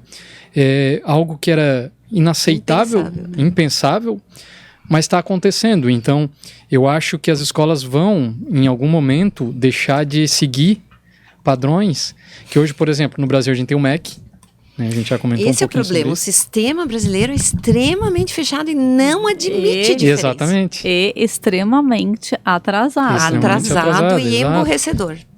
Então, e aí o que vocês acham que vai de fato acontecer? Vocês acreditam nisso ou, enfim, o Brasil talvez muito resistente, demora muito, porque os sempre nossos... Foi assim, sempre mas vai ser. é que tem a questão... Não foi sempre assim. Então, tem a questão dos nossos filhos, que eles já são muito mais avançados que a gente. Sim. Em termos de tudo, né? Tanto é que há 10 anos atrás era possível falar que a Globo ia quebrar? A Globo hoje está quebrada a Globo vai acabar. Isso é fato. Por quê? Porque as crianças não se interessam por televisão. Então, a própria humanidade está mudando e eu acho que a forma de ensino vai mudar. Então, o que vocês acham em termos de escola? Como que vai ser no futuro? Essa é uma pergunta difícil, tá? Eu tenho a esperança de que a coisa mude, né? Apesar de ter ao mesmo tempo a desesperança de que a coisa não está indo, sabe? Eu vejo ainda a coisa, né? Tirando a questão do MEC, eu acho que existe uma forma, mesmo com as normas do MEC, de fazer diferente, né? A gente pode usar mais os parques, os espaços livres das escolas. Por que deixar as crianças que precisam se movimentar trancadas dentro de uma sala, se elas podem aprender da mesma forma ou ainda melhor, né, que é a minha opinião, assim, eu vejo muito isso. Quando meus filhos, por exemplo, assim, ali em casa a gente tem muito a questão de tempo de tela, tá? Eu não deixo, eles têm tempo, eles só veem o que eu acho que pode ver, enfim, né, tem todo um filtro. Essa é a minha casa, né? E a minha realidade. Eu sei que tem realidades diferentes, enfim, não estou julgando ninguém, né, mas eu tenho essa questão. Tem dia que eu não deixo eles assistir nada. Tá? E eu percebo uma mudança comportamental, assim, gigante. Nos adultos? Nos adultos isso acontece. Nos adultos isso acontece, né? Mas, assim, nas crianças é gritante, assim, né? Então, assim, eu vejo que quando eu vou no parque, quando eu saio para andar de bicicleta, quando eu tô na rua com eles, nossa, o dia flui, assim, sabe? Um dia mais chuvoso, que fica mais em casa, que talvez fique um pouquinho mais na TV, ou que não deu tempo, né? Ou que eu tive que resolver uma coisa e ficou um pouco mais, né? Enfim, é diferente. Né? Eu acho que tem essa questão da tecnologia que ajuda, mas atrapalha. E também em sala de aula, porque, por exemplo, apesar de a gente ter muita informação, a gente ainda tem, assim, um ensino de muita má qualidade pela informação que a gente tem. Sim, defasado, né? Totalmente. Defasado, por exemplo, totalmente. Os livros são os mesmos que eu já lia. Hoje a gente tem anos. literatura Sim. 1000 vezes melhor e está aí na internet para quem quiser e acesso para comprar, enfim, né? Eu acho isso, assim, que eu acho que o nível de leitura eu acho que é muito pouco, muito baixo, né? A gente tem, assim, tem muita coisa que precisa mudar. Eu não falo só da escola, por exemplo, eu tenho dado estatístico que os 89% dos pais levam as crianças sem estar no cinto ou na cadeirinha, né? Então, assim, uma coisa que a gente sabe, 89%. Já é uma coisa pra ser. 89% tem um estudo que eu li.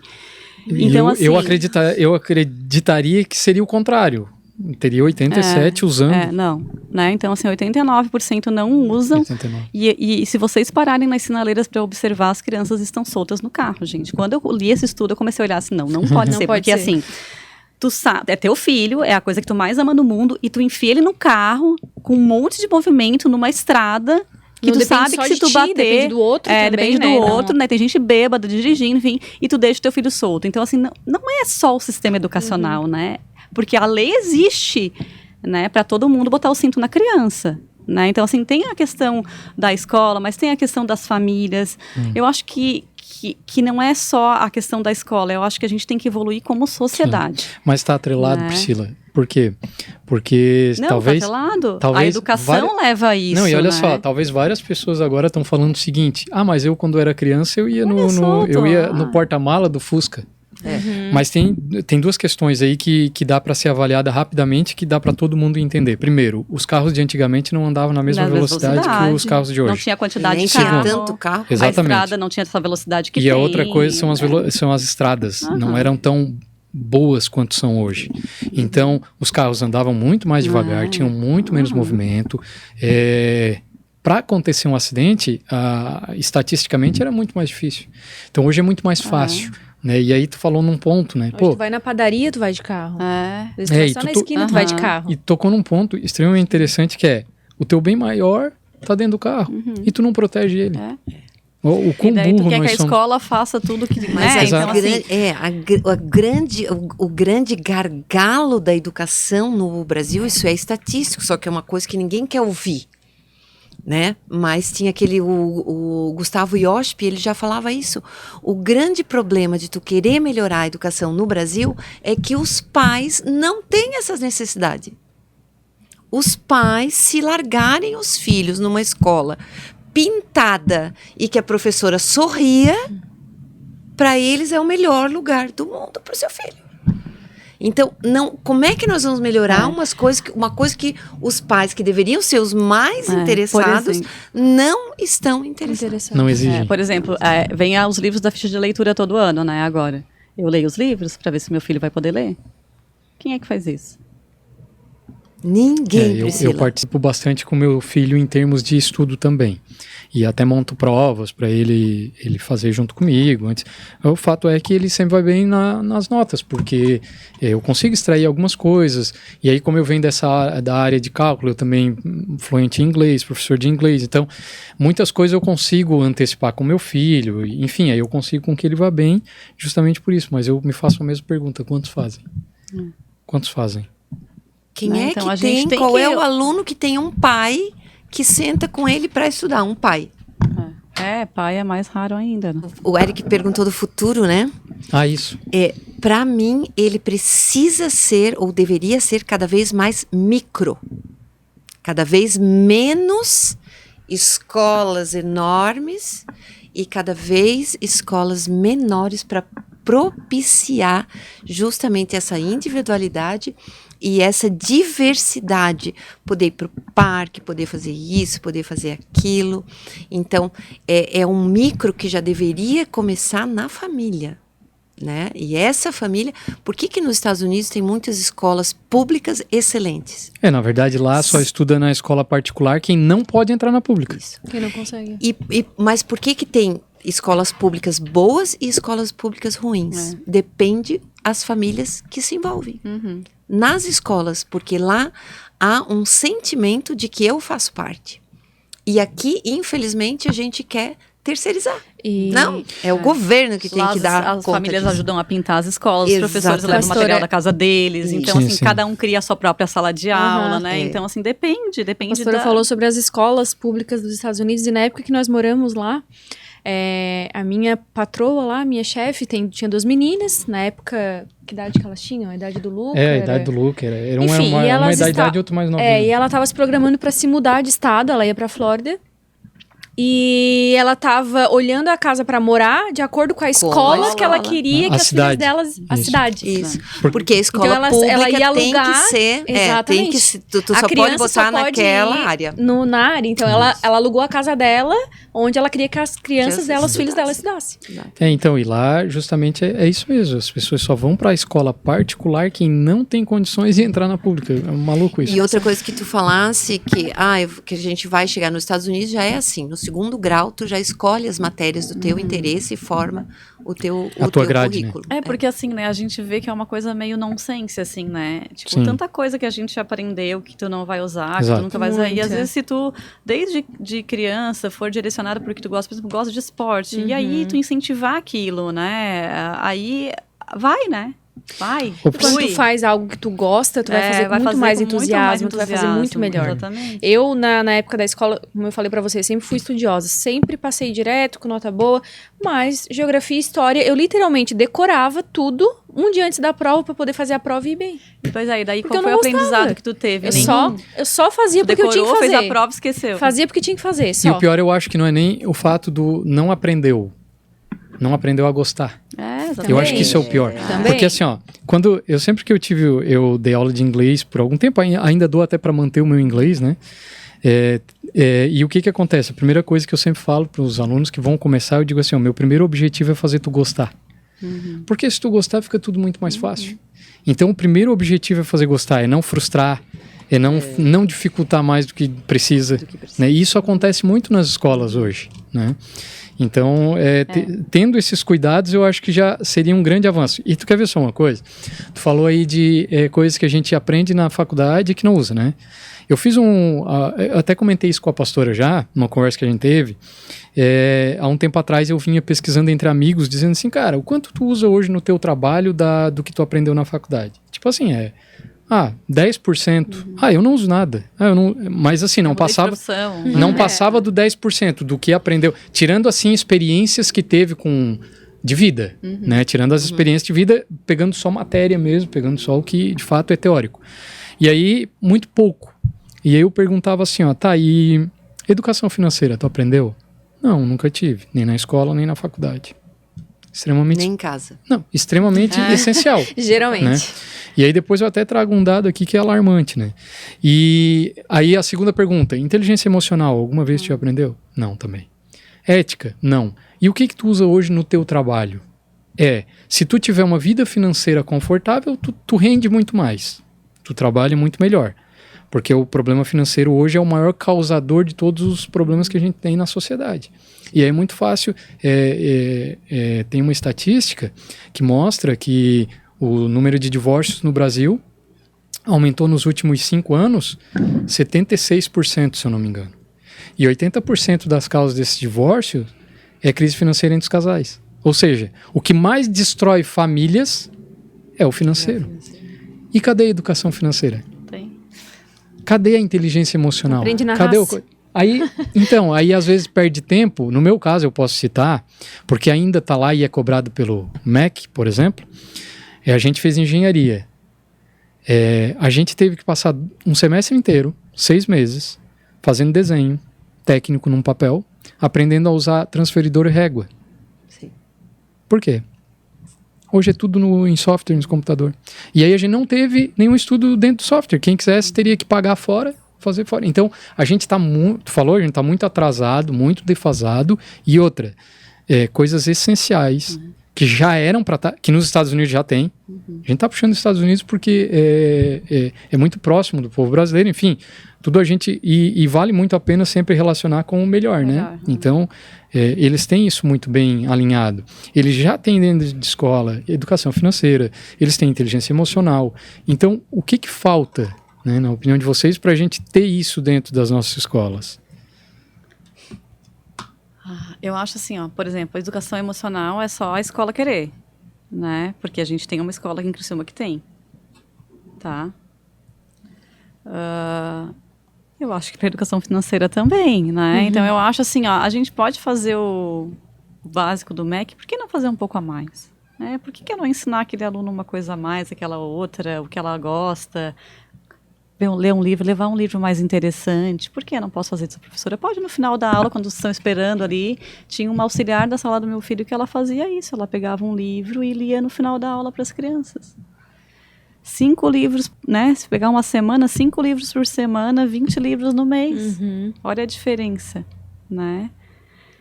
Mas dependia da proatividade dessa professora, né? Porque o colégio talvez não incentivava. Exatamente. Então, assim, eu acho que, de novo, não é difícil, né? Não precisa ser nada extraordinário. Não, tanto não é difícil que o meu filho de 12 anos, ele já tem os investimentos dele, e o dia que eu ensinei ele a investir, questão de um mês, ele disse assim, ó, é só isso. Ele entendeu tão rápido a lógica, e eu tenho certeza que se ele continuar no ritmo que ele está com 30 anos, ele vai estar milionário, porque é muito fácil a educação financeira, desde que tu aprenda. E só precisa de alguém para ensinar. Então, por que não ter nas escolas, né? Se é tão simples. Porque o MEC, ele exige tão pouco, é tão básico o que o MEC exige, que a gente atinge facilmente o que o MEC exige e pode dar... exatamente. Eu mas acho se você vai conversar com um professor, ele não vai te dizer isso. Ele vai te dizer que o MEC exige conteúdo demais. Não dá. Não dá para dar nas horas. Vai sair da zona de conforto. Nas tantas horas, aí a gente entra numa outra questão, né? Que é toda a questão também do sistema educacional, que o professor ganha pouco. Às vezes ele trabalha em 2 lugares, eles levam trabalho para casa. Exato. Então, a própria formação do professor também tem uma ideologia. Porque, felizmente ou infelizmente, não existe educação neutra, né? Então, a nossa educação brasileira, ela tem uma espinha dorsal ideológica que não quer esse para frente, né? Ela é para trás.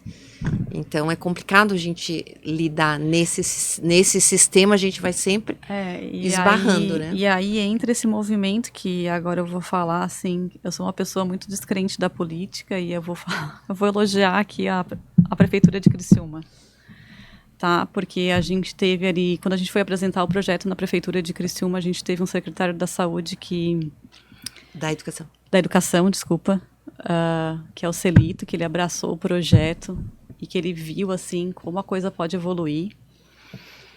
Como pode puxar a régua. Puxar para cima, né? Como pode evoluir. E que é simples fazer, né? E que dá para fazer, que não é difícil, que não é caro, né? Que é possível. Se gasta dinheiro com tantas outras coisas. Exatamente, muito possível. E aí ele trouxe o prefeito junto, que também é uma pessoa, assim, que eu acho que a gente pode notar, né, como o Criciúma eu mudou, gosto. Assim, eu sou fãzaço do nosso prefeito aqui. Então... Enfim, né, então eu acho que a gente não pode deixar de dar os parabéns para eles, assim, porque realmente eles foram visionários junto conosco nesse sentido, assim, né, de abraçar o projeto, de nos ajudar. E para ver como dá para fazer, né, como é possível, mesmo com regra do MEC, porque eles também têm que seguir, né, mesmo com todas, né, todo esse entrave burocrático, enfim, às vezes é só a vontade, né? É a vontade. A grande maioria das vezes parte primeiro da vontade, E né? outro ponto que eu queria falar, que teve na tua fala também, a questão do aprendizado, né, é que a evolução hoje dos estudos de neurociência que a gente vê, assim, é que não tem aprendizado efetivo sem afeto. Né? Então a questão do gostar do que tu está aprendendo, do gostar do professor, de ter aquele professor que te te emociona, te cativa, te faz, né, aprender aquilo com mais facilidade, faz toda a diferença. Né? Se a gente olha nas nossas vidas escolares, a gente teve professores muito ruins, assim, mas a gente teve professores fantásticos, né? Então, assim, que fazem a diferença na vida da gente. Com assim, certeza. Né? Eu tenho professores memoráveis, assim, que meu Deus, assim, eu tirava férias e eu sou uma nerd mesmo, assumida, tá? Então, assim, eu tirava férias, eu ia levar flor, eu ia levar maçã na casa dela nas férias, que é a Gislene, que foi coordenadora do Michel, né? Enfim, então assim, claro... Queria passar o final de semana na casa da professora. Queria. Eu tenho um filho que é assim... Né? Então você pegava a minha bicicletinha lá na Praia do Rincão, ia lá na casa dela, até hoje eu sei onde é que é, né? Então, assim... Então, olha só, né? Assim, as memórias que a gente tem de professores bons, né? De gente que fez diferença na nossa vida, né? E então eu acho assim, de novo, o futuro, né? Eu acho que vai depender de nós, assim, né? Não depende da tecnologia, não depende da nossa vontade, do amor, do afeto, né? Que a gente deposita no que a gente está fazendo. É que eu acho, é uma opinião minha, que as escolas vão parar de depender do MEC. Porque hoje, por que tem o MEC? Qual que é a lógica de ter o MEC? Para ter um diploma. Aí eu pergunto, tem empresas hoje contratando por causa de diploma? Não tem mais. Então, por isso que eu acho que vai acontecer esse descolamento. Vai claro, acontecer, com certeza. Né? As pessoas estão percebendo e vão perceber cada vez mais isso e vão parar de se preocupar tanto com o diploma. Tanto é que eu lembro que quando eu comecei a dar aula de inglês e que eu comecei a dar aula particular, foi lá em 2016 que eu comecei a dar aula de fato. Eu venho estudando inglês desde 2012 e eu comecei a dar aula de inglês em 2016. E aí, eu lembro que lá no início, alguns alunos até perguntavam assim, tem diploma? Né? Porque eu diagramei 5 livros. Eu tenho hoje diagramado 5 livros que eu fiz para poder ensinar inglês daquilo que, de fato, a forma que eu entendi, a forma que eu aprendi, eu adaptei. É baseado no ESL, que é o English as Second Language. Mas eu trouxe para dentro daquilo que eu realmente aprendi. Eu tenho alunos hoje que tiveram 2 anos comigo totalmente fluente, que de fato funciona. E as pessoas no início falavam em diplomas, e aí depois isso foi morrendo. Exatamente. Porque qual que é o sentido de tu ter um diploma? Ou tu sabe ou tu não sabe. Exatamente. E é o que o mercado quer, quem sabe, né? É a inteligência emocional que o mercado quer também, saber lidar com pessoas, trabalhar em cada vez equipe, mais. né? O meu marido tem uma empresa de TI, tá? A maioria dos funcionários dele não tem formação nenhuma. Foi uma gurizada que aprendeu a programar na internet, entendeu? E eles são bons. Muito bons na programação, entendeu? E nova geração vai mudar. Vai mudar, eu também acho. Eu tenho essa esperança nesse sentido, né? Eu acho que por exemplo, assim, eu tenho muito essa visão, é uma visão muito particular minha, assim, que, por exemplo, no meu caso, a escola para o meu filho é mais para ele conhecer pessoas, fazer contatos, né? Sim. Se relacionar, aprender as questões de lidar com pessoas, né? De estar ali convivendo com um coleguinha, de puxar um brinquedo, de aprender a pedir de volta, né? Enfim, essas questões, assim, da questão do aprendizado em si, porque eu vejo, assim, que ele aprende muito mais, às vezes, em casa, né? Experiências, né? Enfim, com experiências numa viagem, enfim, né, que são coisas que eu posso proporcionar para ele, no caso dele, né, mas, e eu vejo assim, ó, que daqui 10 anos a gente não sabe quais são as profissões que vão estar lá no topo, né, então a gente já tem visto essa mudança, né, de não precisar de formação, de tu ter que mostrar o teu conteúdo, né, por exemplo, se para te vender um negócio, tu tem que saber vender isso, tu não aprende em faculdade nenhuma, né, na medicina a gente aprende muito a trabalhar e a gente não sabe nada mais de matemática, a gente desaprende matemática de tanta coisa que tu estuda, do volume de informação, da quantidade de coisa que tu tem que aprender para poder exercer a medicina. Sim. E aí tu ganha dinheiro e tu não sabe organizar o dinheiro, né? Enfim, já é uma profissão que tem tanto médico que não vai mais ser a profissão que todo mundo vai querer fazer, porque um monte de gente faz por dinheiro. Sim, né? Infelizmente. E não deveria ser pelo, né? Pela paixão, enfim, porque é uma profissão muito difícil. Então, vai haver essa mudança, porque hoje quem ganha mais é o pessoal da TI, Não é mais o pessoal da medicina, né? A gente que vende qualquer coisa na internet, aquilo multiplica. O médico, ele trabalha até um tanto, que é o que ele pode produzir com o trabalho dele. Sim. Fisicamente, É ele braçal, consegue. né? É braçal, o que ele consegue além, se ele monta uma clínica e bota a gente, mas também é uma clínica local, né? Não é uma coisa da internet que tu vai expandir para o país todo, para o mundo todo, né? Olha a diferença que é, né? Então, o mercado financeiro está também financeiro, crescendo muito, enfim, a gente está pagando muito né, bem. Várias, né? O mercado de moda é um mercado que é sempre em expansão, né? Sim. E aí, tanta gente teve sonho de fazer moda e fez outra coisa porque o pai e a mãe não queriam, e hoje se tivesse montado uma marca, estava aí voando, né? Enfim. Aproveitando já o gancho, o ChatGPT. Tu acha que como é que vai ser essa ligação entre um superdotado, um ChatGPT? Aonde que nós vamos parar com tudo isso aí? Eu acho assim, ó, tem a questão da cópia, né, que ao meu ver é muito complicado, porque daí tu vai copiar e colar e tu não vai pensar sobre aquilo, mas se tu souber usar a ferramenta, né, assim como começou o Google lá atrás, né, que a gente pesquisava, se a gente souber usar a ferramenta, né, e fazer as perguntas certas e a partir daquilo ali estudar e expandir o conhecimento e criar em cima daquilo, eu acho que é válido. É mais uma ferramenta. Agora, o Ctrl-C, Ctrl-V que a gente está vendo é complicado, né? É a história do micro-ondas e usar o micro-ondas para queimar um gato não é legal, né? Eu acho assim que a nova tecnologia a gente vai aprender a conviver com ela, assim como a gente aprendeu a conviver com outras coisas, né? E eu acho que vai ter também um movimento de diminuir a tecnologia, tá? A gente tem visto isso, assim, né? Eu vejo, assim, muitas mães fazendo esse movimento contrário de ir para parque, de expor o seu tempo, de às vezes, parar um período de trabalhar ou trabalhar meio período. Alguém da família faz isso, a gente vê pais fazendo isso também hoje, né? Então, assim, alguém, gente, tem que fazer a função mais importante da sociedade, que é criar criança, que é criar ser humano. Né? Alguém tem que fazer isso. E se a gente ficar terceirizando tudo e terceirizando para o celular, e aí a gente vê aí, né, coisa muito ruim, esse monte de gente aí. Enfim, a gente vê uns youtubers com conteúdos totalmente inadequados, as crianças acessando, né, desenhos, enfim. A gente vai ter que olhar para isso, porque a gente está adoecendo, a gente já vê isso, né? O excesso de medicação para dormir, a gente tem medicação para acordar, para rir, para induzir o sono, para chorar, né? E aí ninguém cuida da alimentação, ninguém faz exercício, a criança... E essa coisa da gente não se movimentar começa lá na escola, porque a gente prende as crianças na sala de aula, gente. E parece que se tu fizer diferente de como tá indo a maré, tu é o estranho.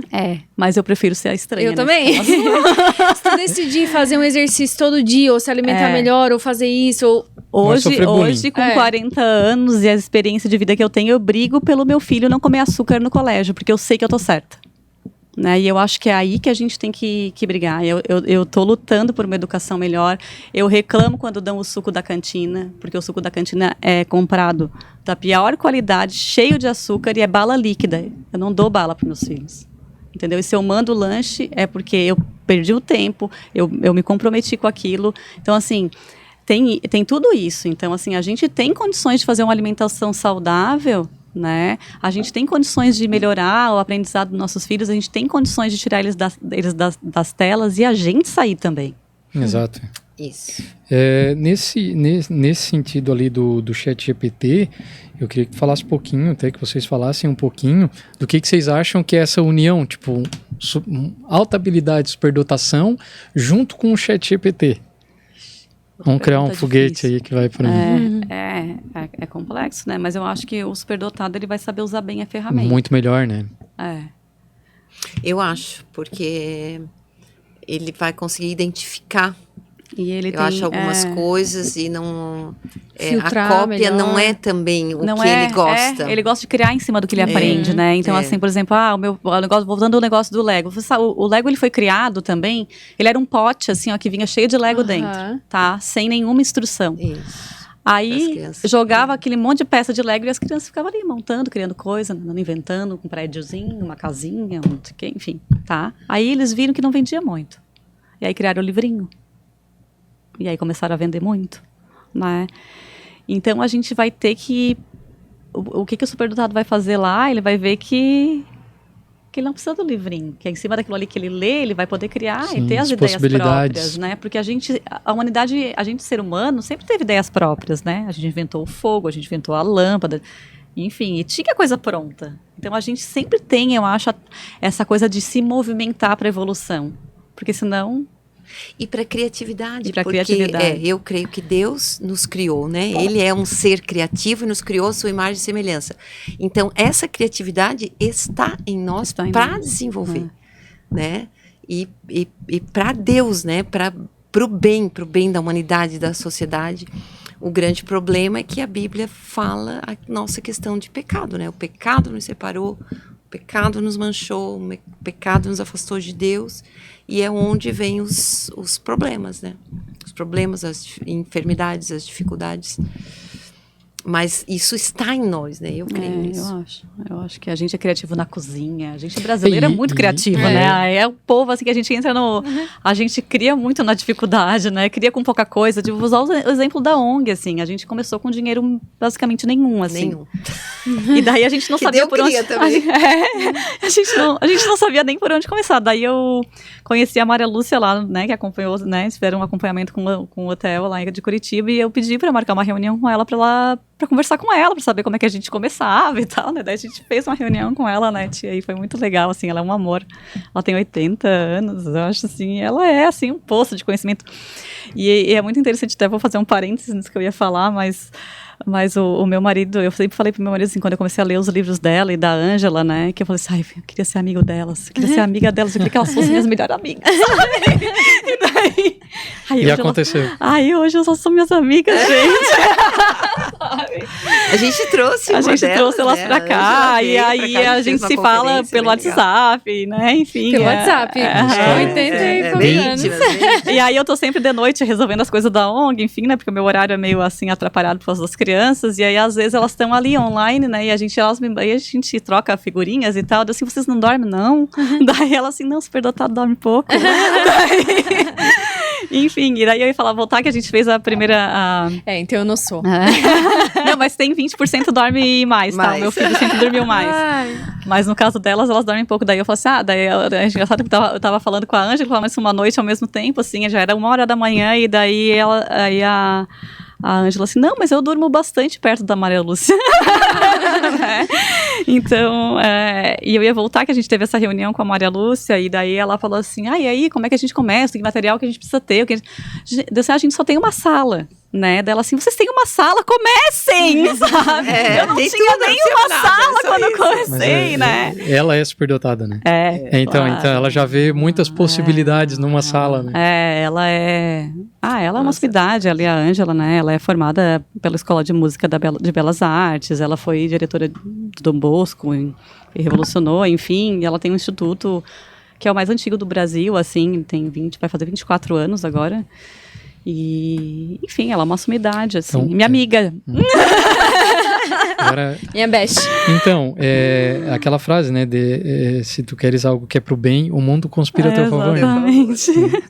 Isso, de fato, se concretizando. Pri, então, assim, pro projeto, né, pra ONG, para as pessoas que estão nos assistindo, o que elas precisam fazer, né? Para chegar até vocês, ou como que funciona, né?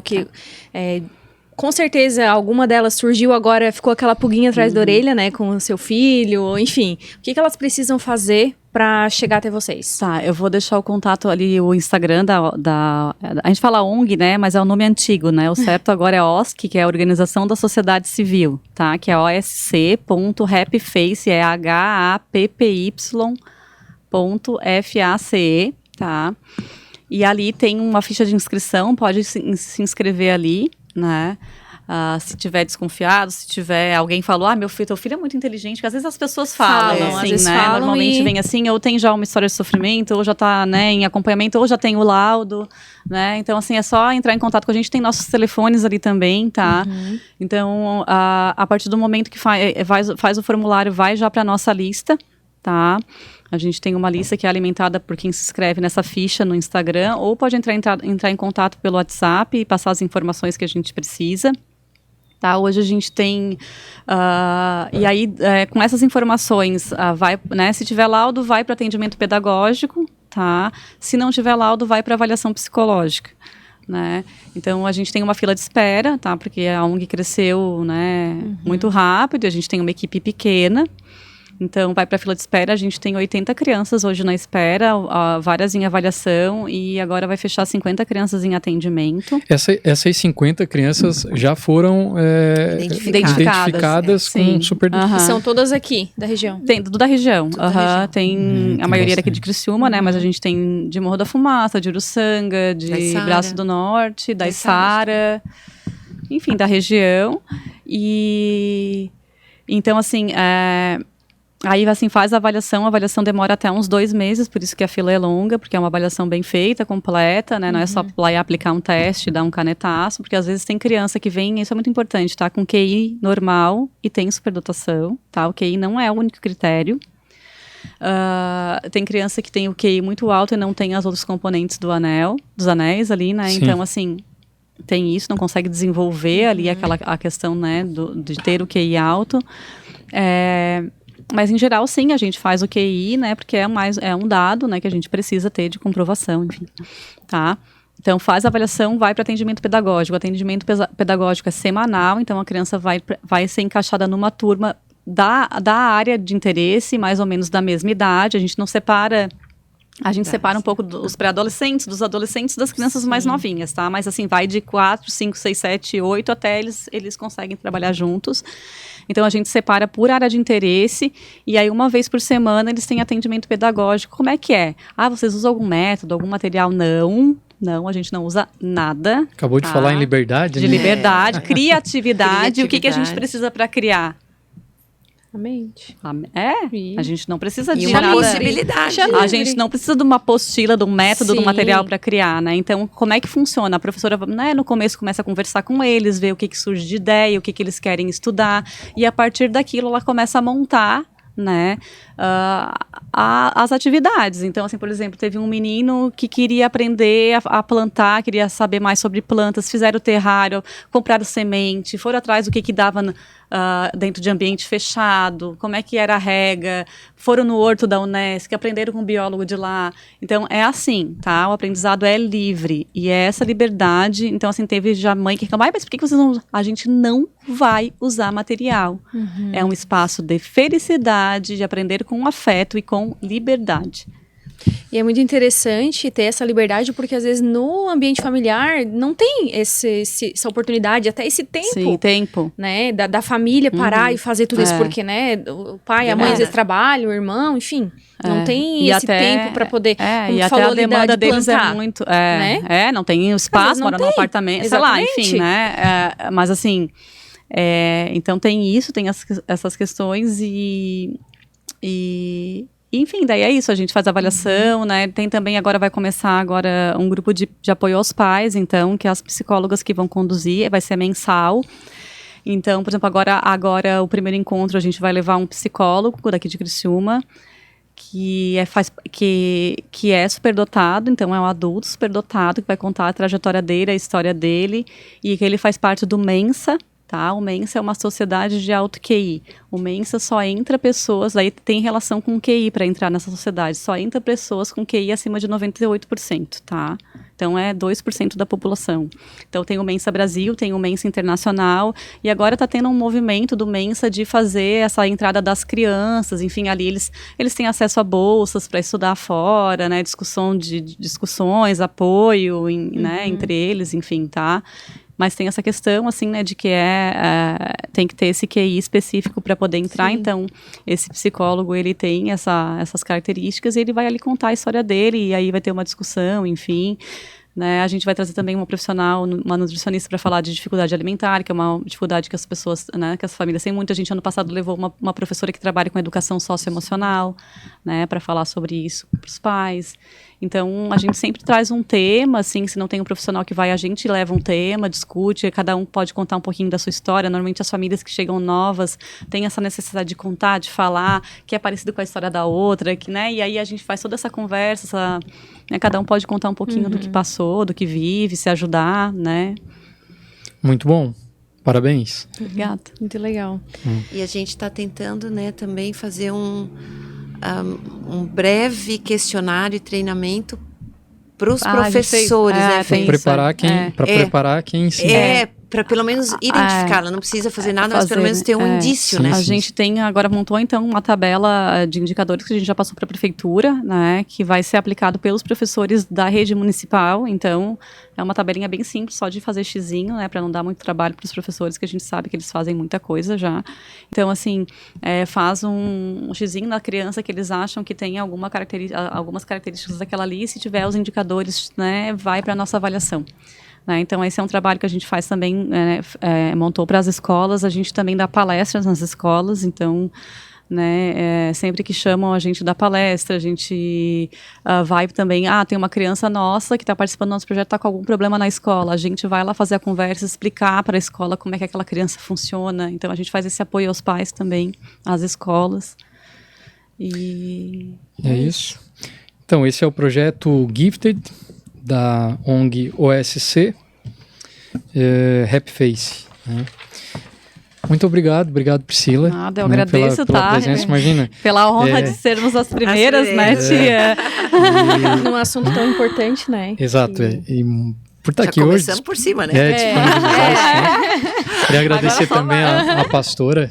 Muito obrigado, pastora, pela disponibilidade, né? Tá sempre junto aí com a gente. E eu acho que é isso, onde que as pessoas nos encontram.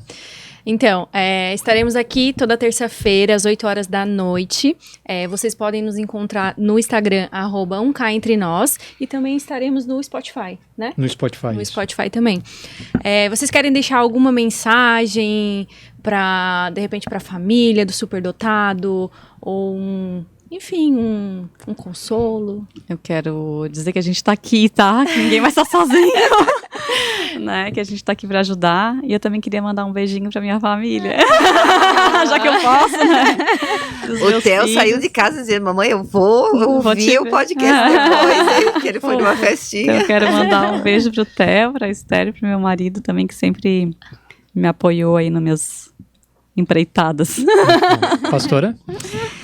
Então, eu queria deixar um recado para que as famílias olhassem os seus filhos, tivessem um olhar, porque às vezes o nosso olhar é muito, ou é muito rápido, ou é muito técnico, ou às vezes é só quando eles são bebês, depois parece que, às vezes eu percebo pais com os bebês no colo e eu fico tão feliz com aquilo, mas eu fico pensando, será quando essa criança tiver 5, 6 anos, quem vai olhar para ela? Né? Quem vai se abaixar e olhar no olhinho dela e conversar com ela e dar espaço para ela? Então é porque eu vejo assim, crianças muitas vezes abandonadas dentro de casa, abandonados a um celular, abandonados à escola, abandonados. Então eu queria deixar essa mensagem: olhe para o seu filho. Como a gente falou, aqui não precisa muita coisa, né? É um abraço, é um olhar no olho, é um sentir a criança. Então acho isso muito importante. Ela não precisa ser superdotada, ela é maravilhosa do jeito que ela é. Verdade. Então fica esse recado. Muito obrigado. Obrigado, então. Obrigado a todos. Não esqueçam de seguir o nosso canal, se inscrever. Isso é muito importante para a gente. É importante porque o próprio algoritmo do YouTube, do Spotify, ele se encarrega daí de enviar essa mensagem para mais pessoas. Se você gostou, com certeza outros podem gostar. Muito obrigado. Obrigada.